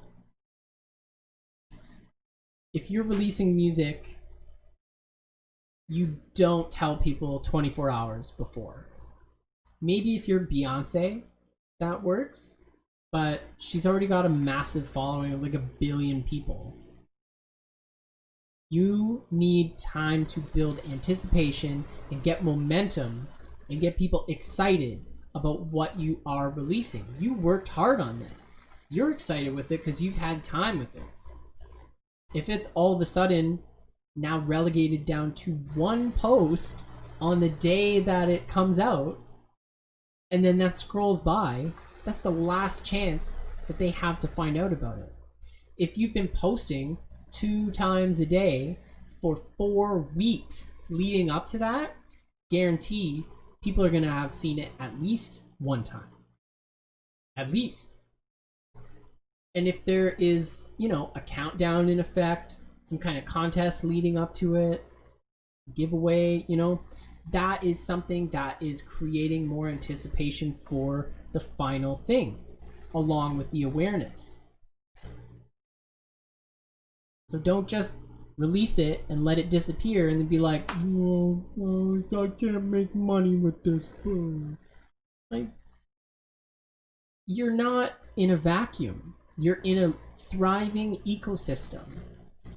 And you have to lay the groundwork to be able to attract that audience. So, mistake number 9, not owning your audience. This might sound weird if you're not familiar with the idea of how traffic works, but if you're on Instagram or Twitter or TikTok or Facebook, you don't own that audience. This goes back to what we were talking about earlier. If those platforms were to disappear, you lose all those contacts. So they're not yours. It's like almost like paying a membership to go to a specific club and you interact with these people. But if that club were to shut down, how do you get any of that interaction with these people after the fact? So this is where you have an audience, you cultivate it in these different places where people are already hanging out en masse, and you find a way that you can contact them. That's the email list. That's so important for anyone doing business in any way. You need an email list because it is people who are interested in what you have and what you are selling, and you can contact them for free. 0 advertising dollars. You can let them know weeks in advance that you have an album coming out, and if you have 10,000 people on your email list, even if 100 people pre-bought the album, that's good. That's some good money before the album even comes out. Like, that's what you got to be thinking about, getting numbers on that email list and talking to them regularly so that they are an audience that you own, that is part of your community, and you can easily get to them. So always be engaging that email list and building it. No one's gonna be able to get any of this information if you're not sending it to them. So, mistake number 10, ignoring changes on a platform. We all roll our eyes, when something new happens on one of our beloved social media platforms. And there's a new interface, there's a new feature, oh, this is happening, and you're just like, I don't want to do this. Why are you making me do this again? It's frustrating. Nobody likes it. But you need to latch on to those changes as quickly as possible. You need to be an early adopter of these new changes because the first in the pool always wins. Don't wait and find out how other people work it because they're already working it. You don't want your competition to have an edge on you. You want it to be the other way around. And an even bigger secret, if there is a new thing on a social media platform, they put it out there and they want to push it. So they will fudge the engagement rates and the algorithms to favor people that are using this. So you want to take advantage of that early. When Stories was brand new, you put out stories, that's the easiest way to get attention. We don't know if it's still the same. It's probably going down, and it might start to go the way of ads, where you have to pay for larger engagement. But the point is, when they started ads, that was a lot simpler, and the prices were lower, so they could lure everyone in to use it. And once they could show everyone how effective it was, then everything changed. So you got to get in. Every time there's a new thing, you don't want to be frustrated. You want to be excited that there's a new opportunity that you can take advantage of and beat that algorithm before it changes. Wipes everything away. Mistake number 11. You're only talking about yourself. If you're only promoting yourself and it's every post that you have or every video that you have is just me, buy this, new song, buy this, like if somebody comes to your Instagram, are they going to want to see a wall of advertising? No. They go to your YouTube page. Is it basically just a bunch of ads? No. There's a reason there's a skip ad button on YouTube. They don't want to see that. They want to interact with you. You need something to catch their interest and engage them. Make them stay. Don't make them regret having gone to where you are. If you're pushing people to your Instagram and you have 2 posts that are back from March, don't expect them to stick around. Like, it makes no sense. Give them something to engage with. And this is the biggest one that we're always pushing. Mistake number 12, not choosing your audience first. How can you speak to people if you don't know anything about them? You decide who your audience is, who you want them to be. You write for the audience that you want. They are now a part of something because you're speaking out to them. You're not just writing random. This is such a huge core tenet of marketing and branding. And I want you to really focus in on that.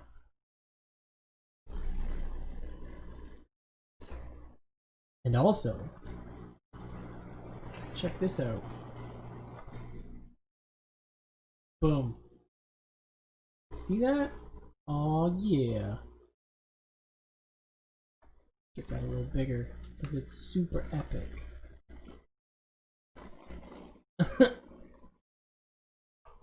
I don't like how it's whatever. Look at that.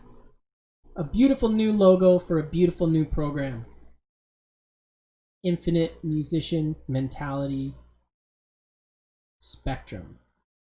There are going to be several different iterations of the Infinite Musician Mentality program. Spectrum is starting with mindset and musical approaches and songwriting approaches.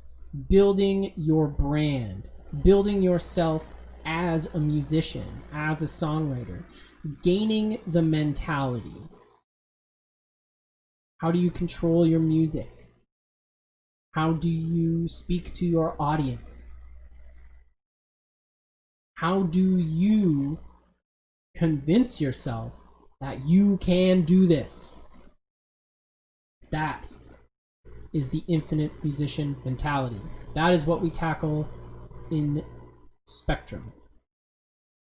Now this is really exciting. I'm super stoked because this has been a lot of work. And like I mentioned in the beginning, there were those 3 huge fundamental things that we needed when the band was potentially going to fall apart to bring things back from the brink.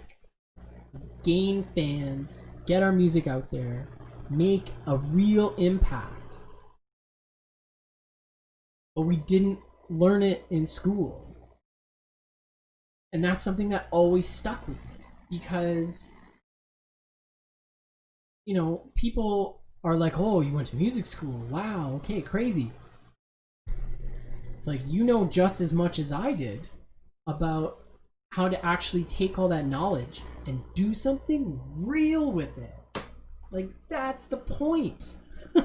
I went to try and figure out how to make better music, and I was asking myself the wrong questions because I wasn't asking how do I take my music and make an impact. If you can do that, you turn people into your army. They fight for you.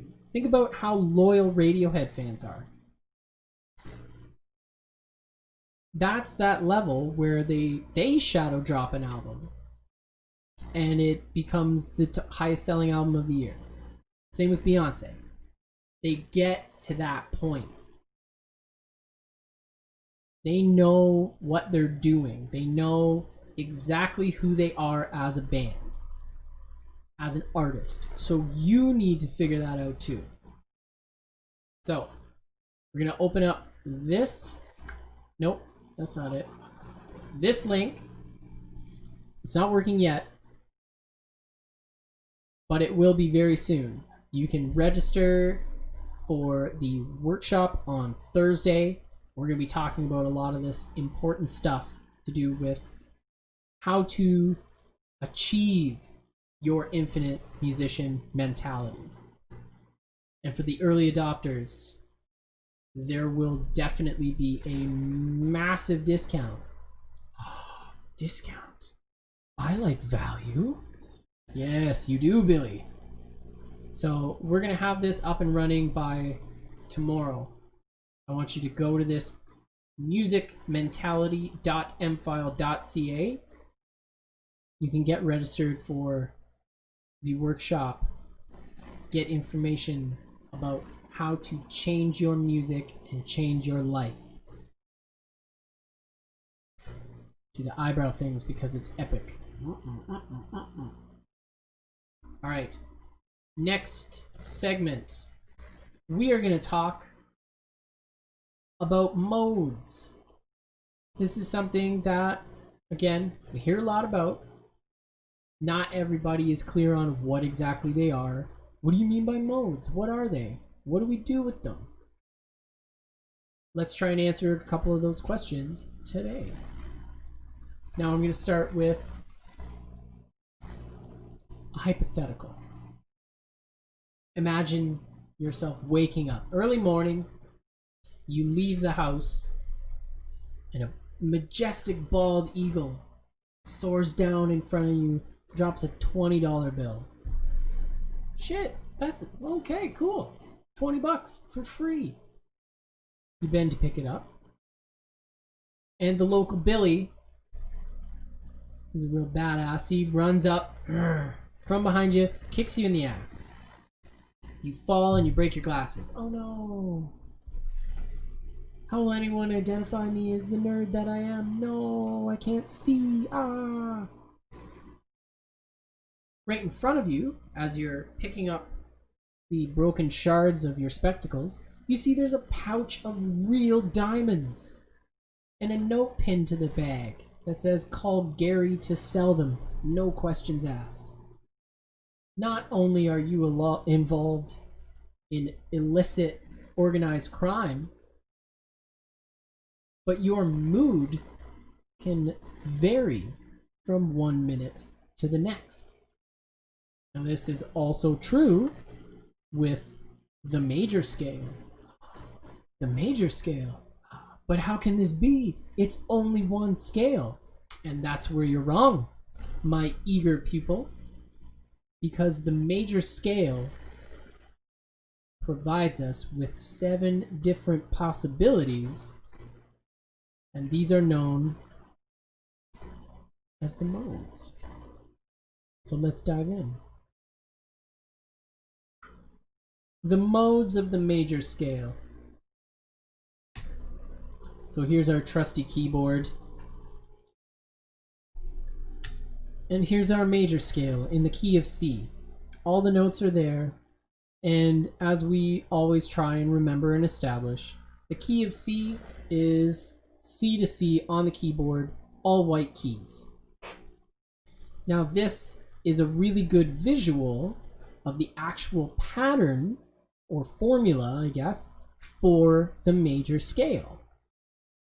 Since it's all white keys, you can see that we skip over a note on the black key, so that's a whole step or a whole tone. And get it again, but there's no black key between E and F, so that is a half step or a semitone or 1 fret on the guitar. So then we have another skip, boop, and another one again.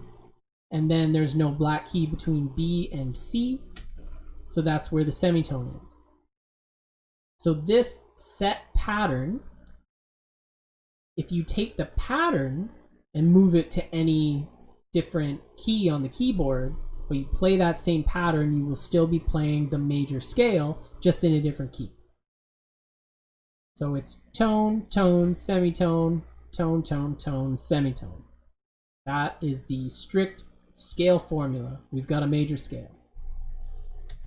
So now if we were to wipe that off and talk about, okay, well, what if we were to play the C major scale but just start on D instead? So we would have a slightly different pattern, but it's still all the white notes on the keyboard there. Just going D to D. And the semitones are in different spots.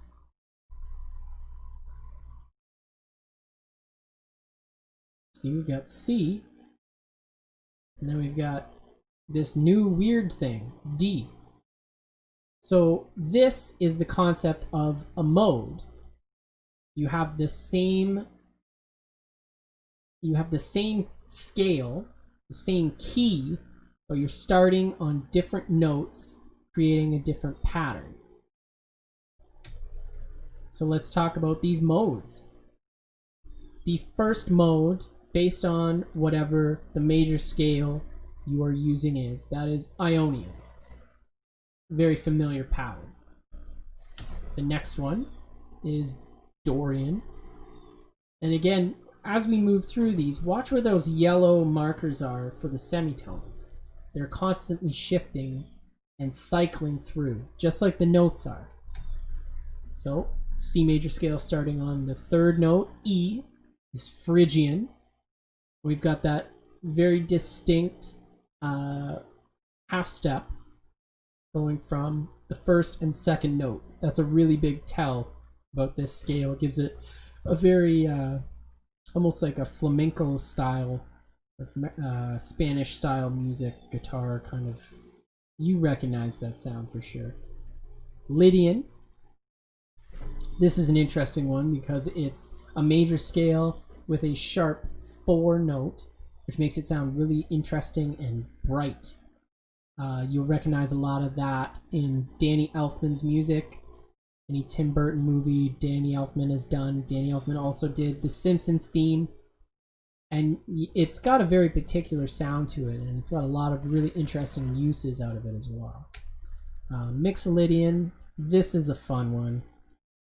It's very bluesy, very exciting, fun, and it's open too. Aeolian, you'll remember this guy. It's the natural minor scale, and it naturally occurs in the major scale as one of the modes. Oh, crazy! And finally, on the last scale degree, we have Locrian. It's very dark and weird sounding, but it still has its place as rounding out the last of the patterns of the modes. So let's clear off our keyboard here. Now, how do we go about using the modes? We know that the mode is like a scale, but it's more a rearranging of one scale. That's a really, really important difference that you need to keep. Okay? This is one scale. If you try and think of the modes as separate scales, you put up this mental block that you're learning a separate scale when you're not. You end up making 7 different scales that you have to learn out of one scale just being played in different positions. And you do yourself a disservice because that kind of chops it up. You're not seeing the whole keyboard or the whole guitar fretboard or whatever as one big system. You start chopping it up into smaller things, and then you're not able to move fluidly through them because your mind is just making these barriers between these things and thinking of them differently. So don't do that. That's very important. So when you play in one key, the chords of that key can be outlined by these various modes. So if we had a chord progression, let's say 1, 6, 2, 5. Pretty simple. But if you were to just play it all in C major, just kind of hope for the best, that'd be okay. You'd hit all the right notes. Like you wouldn't have wrong notes happening if you were just to noodle around in C major. But here's the thing. you can think about shifting C major depending on which chord in the key you're in. So let's look a little further at this. So if we're on the 1 chord, it's a C major 7 chord, and all these notes are the first mode, it's Ionian. So the green and red would be chord tones.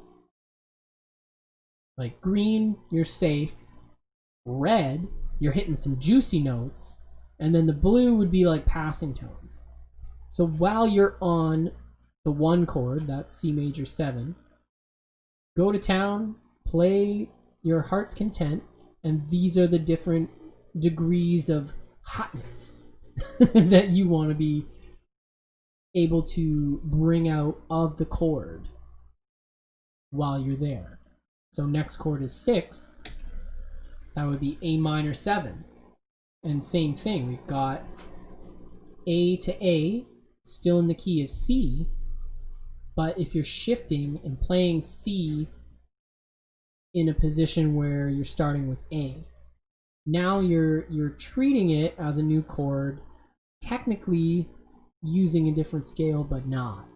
You know what I mean? Like, it's a very dangerous territory because it does seem like you're just shifting scales, but you really got to think about it as a scale in different positions. That will help to make your melodic lines go from chord to chord a lot more fluidly instead of just jumping, then jumping, then jumping again. You don't want to compartmentalize that.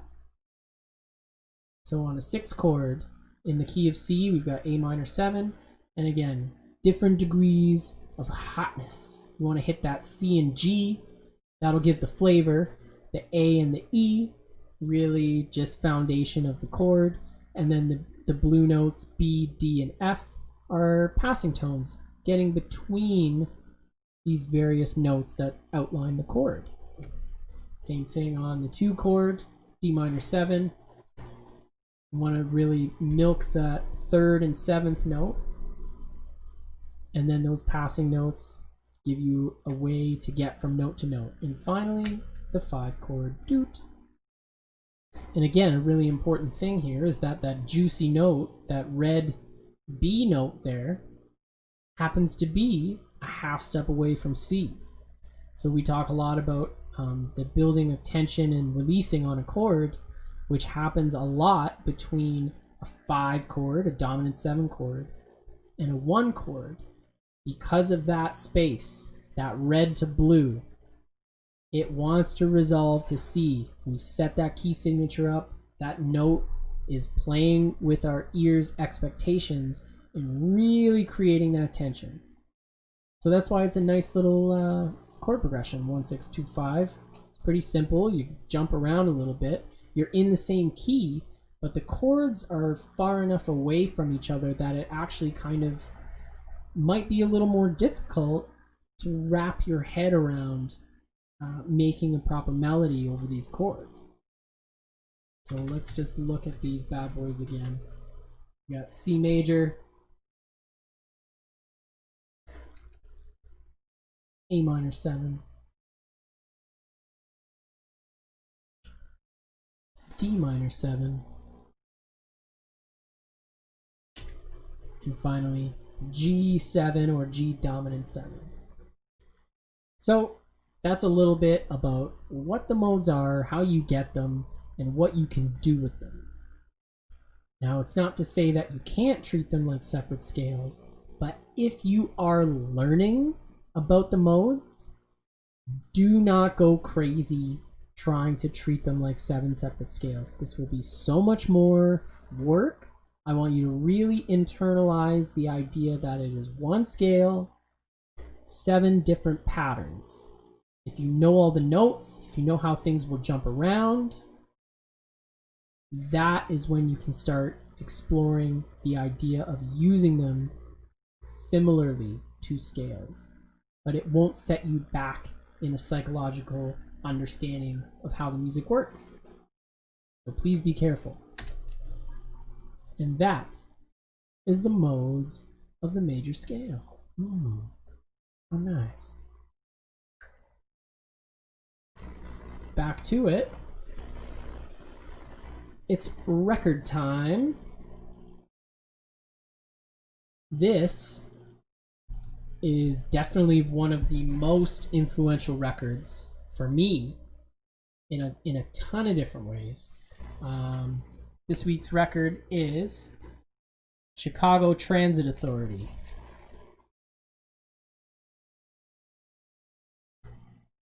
Get a little bit of shine there. There we go. That's a bit better. Chicago Transit Authority. This record, so, came out in 1968. The band was known at this point as Chicago Transit Authority. By the second album, they changed their name to Chicago. May have heard of them. They definitely hold some kind of Guinness record with like #1 hits or some kind of crazy thing, or I don't know. They're up there in terms of how much music they put out. And as a young lad, I had heard some of their light adult radio hits, because there's a contemporary side to Chicago, especially later Chicago. It's kind of snoozeville if you're not really into it. So as a young guy, I was like, I don't know if I like Chicago. Like, I feel like it's just kind of like, cheesy. And then, you know, I opened my mind up a little bit, and I found this record, as you can see from the price tag there, used like $1.98. I bought it for less than $2. I was like, okay, I'll give it a chance. Go up to my room, throw it on the record player, have a thought, and this blew me away. The first song is called Introduction, and it is musically complex, and there's a horn section that is like a dedicated part of the band. They do complete gymnastics. They take you on a ride, and they're all dudes from music school. Like, they met in music school and made this crazy band, and it was like this psychedelic progressive rock, but also like funky, like, I don't even know, jazz infused. It's a fusion band. Like, it's really hard to nail down exactly what it is. But the guitar player, Terry Caff, he's one of my favorite guitar players. His approach and his tone, like, he caught Hendrix's attention in 1968. He said that Terry Caff, that cat can wail. You know, that's some high praise from Hendrix in his prime, right? It was so unexpected. This album just like took over my life, and I studied it endlessly. And I remember having Chris Bruder, who was the keyboard player in the Alto Biles. I brought him over. We were still in third year in music school, and it was, you know, there was a concert or some kind of gig or something, and it was a school night. But I was like, yo, I'll bribe you with some pizza. We'll go have a little this and that, and you gotta listen to this album. And we just sat there, and I just, like, you know, happened to him, and he was like, this is incredible. Like, I'm angry that I didn't know about this record before. And I was like, that's exactly what I said. So this was a huge inspiration and basis for a lot of the music that we started writing in that period towards making the album.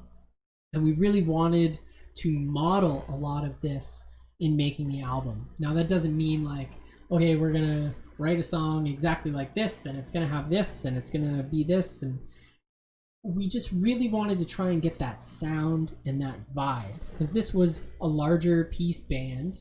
They had horns, and there was a really truly honest and live element to the music. We didn't want that to get lost in translation through the recording.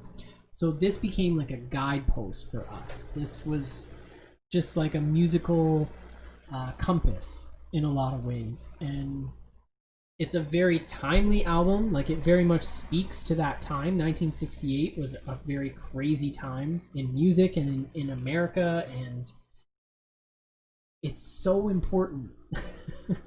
I always say this, but even if you don't like it, you really got to give it a listen and let the lessons that are contained within this giant double album be taught to you. Just take something in from it, because there's such a wealth of musical knowledge, songwriting prowess to be gleaned from this, that you'd really be doing a disservice on skipping out on it. Chicago Transit Authority. Maybe you've heard Make Me Smile or Saturday in the Park and thought, oh, okay, whatever. You will turn this record on and it will rip your face to shreds, and you'll be glad that it did. So Chicago Transit Authority, 1968. It's one of my favorites of all time. I do not say that lightly.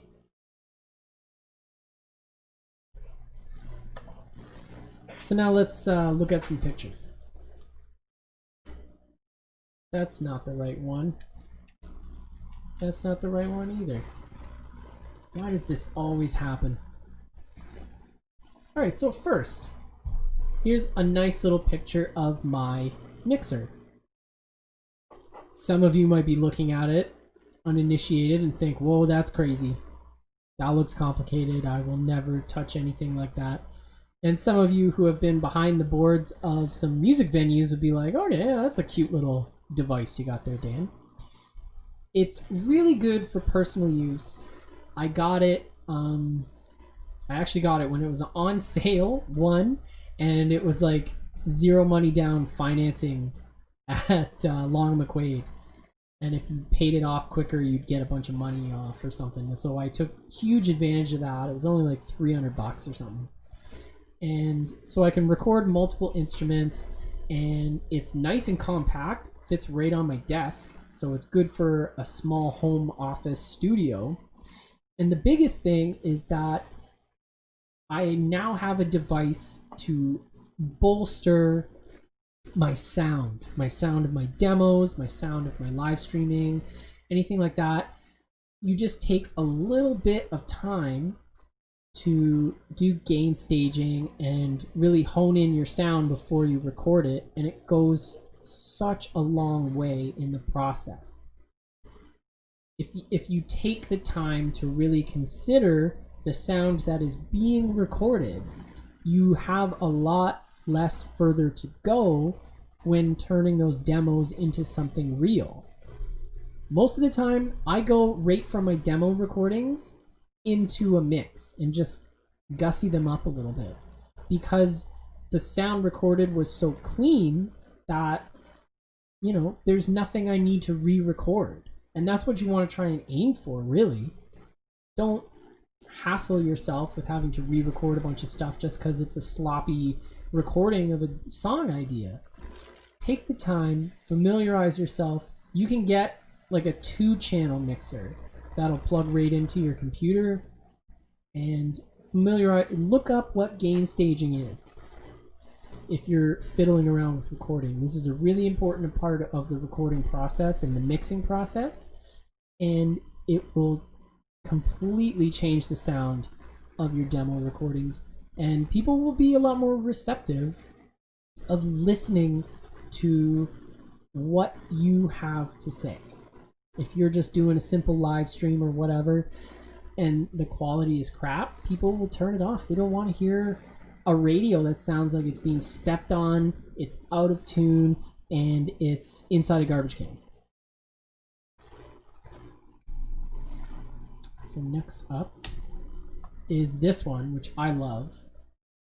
It's a funny meme that was going around for various things, but just this idea of guitar solos being the greatest, and people automatically jumping on like, oh, guitar solos, they're the best. I gotta be the guitar solo guy. I gotta shred on guitar. But that's not the case. Like, this is a pretty accurate pyramid of all the other things that need to be considered before a guitar solo. Songwriting, obviously number one. Rhythm, so important. The melody, the harmony, the structure, the mix of the recording, the expression, the textures. And there's your guitar solo down at the bottom, spraying himself in the face, giving himself the gold medal. Are you treating your music in this way? It's silly and it's nice to laugh at, but let your guard down and take a moment of solemn reflection, self-assessment. Is there stuff that you're skipping out on that could really improve and enhance the quality of your music? And conversely, do the guitar solos really justify themselves as serving the music, or are they there just because they have to be? Just because you tell them they've got to be there. So this one, I think this was 2011. Maybe? No. This was 2010, actually. So it was towards the end of second year, which was a really, really crazy time. And there was a bunch of us all from music school and all roommates and, you know, people we hung out with and everything. And we decided to go on a big hike through some trails in Hamilton. Hamilton happens to be like the waterfall capital. There are so many crazy spots like this that you can find. And they're all just so stunning, breathtaking. Like you're so amazed that these places exist so close to where you live in a city. It's mind-boggling. But the important part of this is that this was a really inspirational walk. It was like soul cleansing to just get out in nature and see some amazing stuff. And have an amazing, memorable day with a bunch of really good friends. This could have been missed very easily if it could have been like, oh, I've got to practice, or I've got to study, I've got to do this. Like, not that those aren't worthwhile activities, but if it's the only thing you do, then what are you drawing on for your music? What connects the music that you're writing and that you're playing to real life? What experiences are you emoting through your music that connects to people on a real level?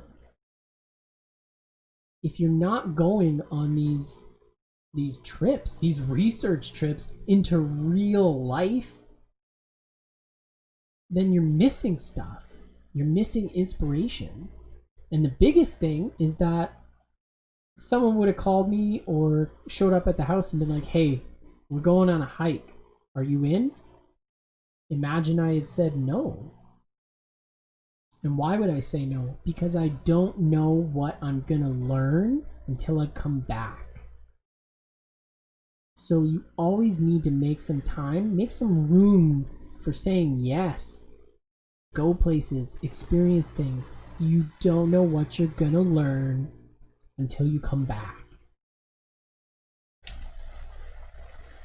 And this was a wonderful moment in my life. We released the record Weaponized Magic all those years ago, and we had our music video shared and got a shout out from Nights with Alice Cooper, which is awesome because Alice Cooper was kind of a household name. And in our house, like, my dad always told stories about how he came to Sarnia and he was jealous that his brother got to go. They always talked about how crazy the concert was. And then all those years later, we get our music, you know, shared and have a shout out by this personality with this radio show that's like nationally syndicated. That was amazing. And it was such a huge, I guess, a really big factor that just showed that we were on the right track. There was traction, but there was a reason for it. We weren't forcing traction. We were working really hard. But there's a difference because we had all of this stuff figured out to try and really build attention. What's the reason? What's the differentiator? Why should people care? It came out in the music, it came out in our vibe, and it came out in the music video. All of it was going to the one place. So to have something like this, which was insane, I never thought I'd see something like this happen to my stuff in my life. And here it was, you know, another check plus. So this is just another reminder of what can happen when you really pare down and think about, what do you want to put out there? What are you expressing? What's your mission? And here's our quote from Albert Einstein. If I were not a physicist, I would probably be a musician. I often think in music. I live my daydreams in music. I see my life in terms of music. Now, I mean, as a musician, I'm very flattered. Obviously, thank you, Mr. Einstein. But it is interesting. Somebody who was such a remarkable influence in the world of science and physics, who changed our perceptions of reality, saying, if I didn't do science, I'd probably be into music. And then go on to state how his life is music, and he sees things in music. Music is everywhere. Someone who understood the fundamental, invisible forces of how the universe works says he sees life in terms of music. So it's not just a heartwarming, kitschy, cliche thing to say and slap on a card, you know? Someone who understands the real workings of the realities that we try and trudge through every day better than anybody else probably, says that he thinks in terms of music. And I think that's really important, because I'm sure there are a lot of people out there who know that they have to put music out there. It's their passion, it's their purpose. They gotta do it. This is my mission. I gotta impact people with music in the same way that music has impacted me. But there's always that critic in the back of your head saying, no, it's stupid, it's not important, you'll never make money with it, blah, blah, blah, don't bother. And yet, one of the smartest people to ever have lived says he sees his life in terms of music. So just remember that if you're ever feeling down and maybe thinking about giving up, you have to keep pushing because your mission is worthwhile.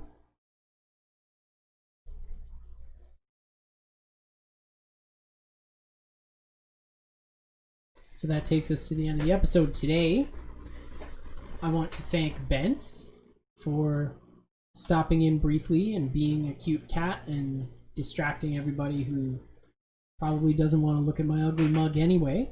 I want to thank Nick Zyla for being a great friend and a terrific musician, truly prolific in terms of catalog, just astounding. You can check out his stuff at zyla.bandcamp.com.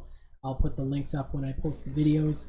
And I want to thank all of you for being faithful friends and fans and followers and people who are just tired of the same old shit. We've got to get out there and make a difference, make an impact. Become the musicians we are supposed to be so we can create that music that we hear in our heads. This is a mission of importance, and I thank you all for being a part of it. I'm Dan Weiss. This is MFile. You are beautiful. We'll see you next week. Take care, everybody.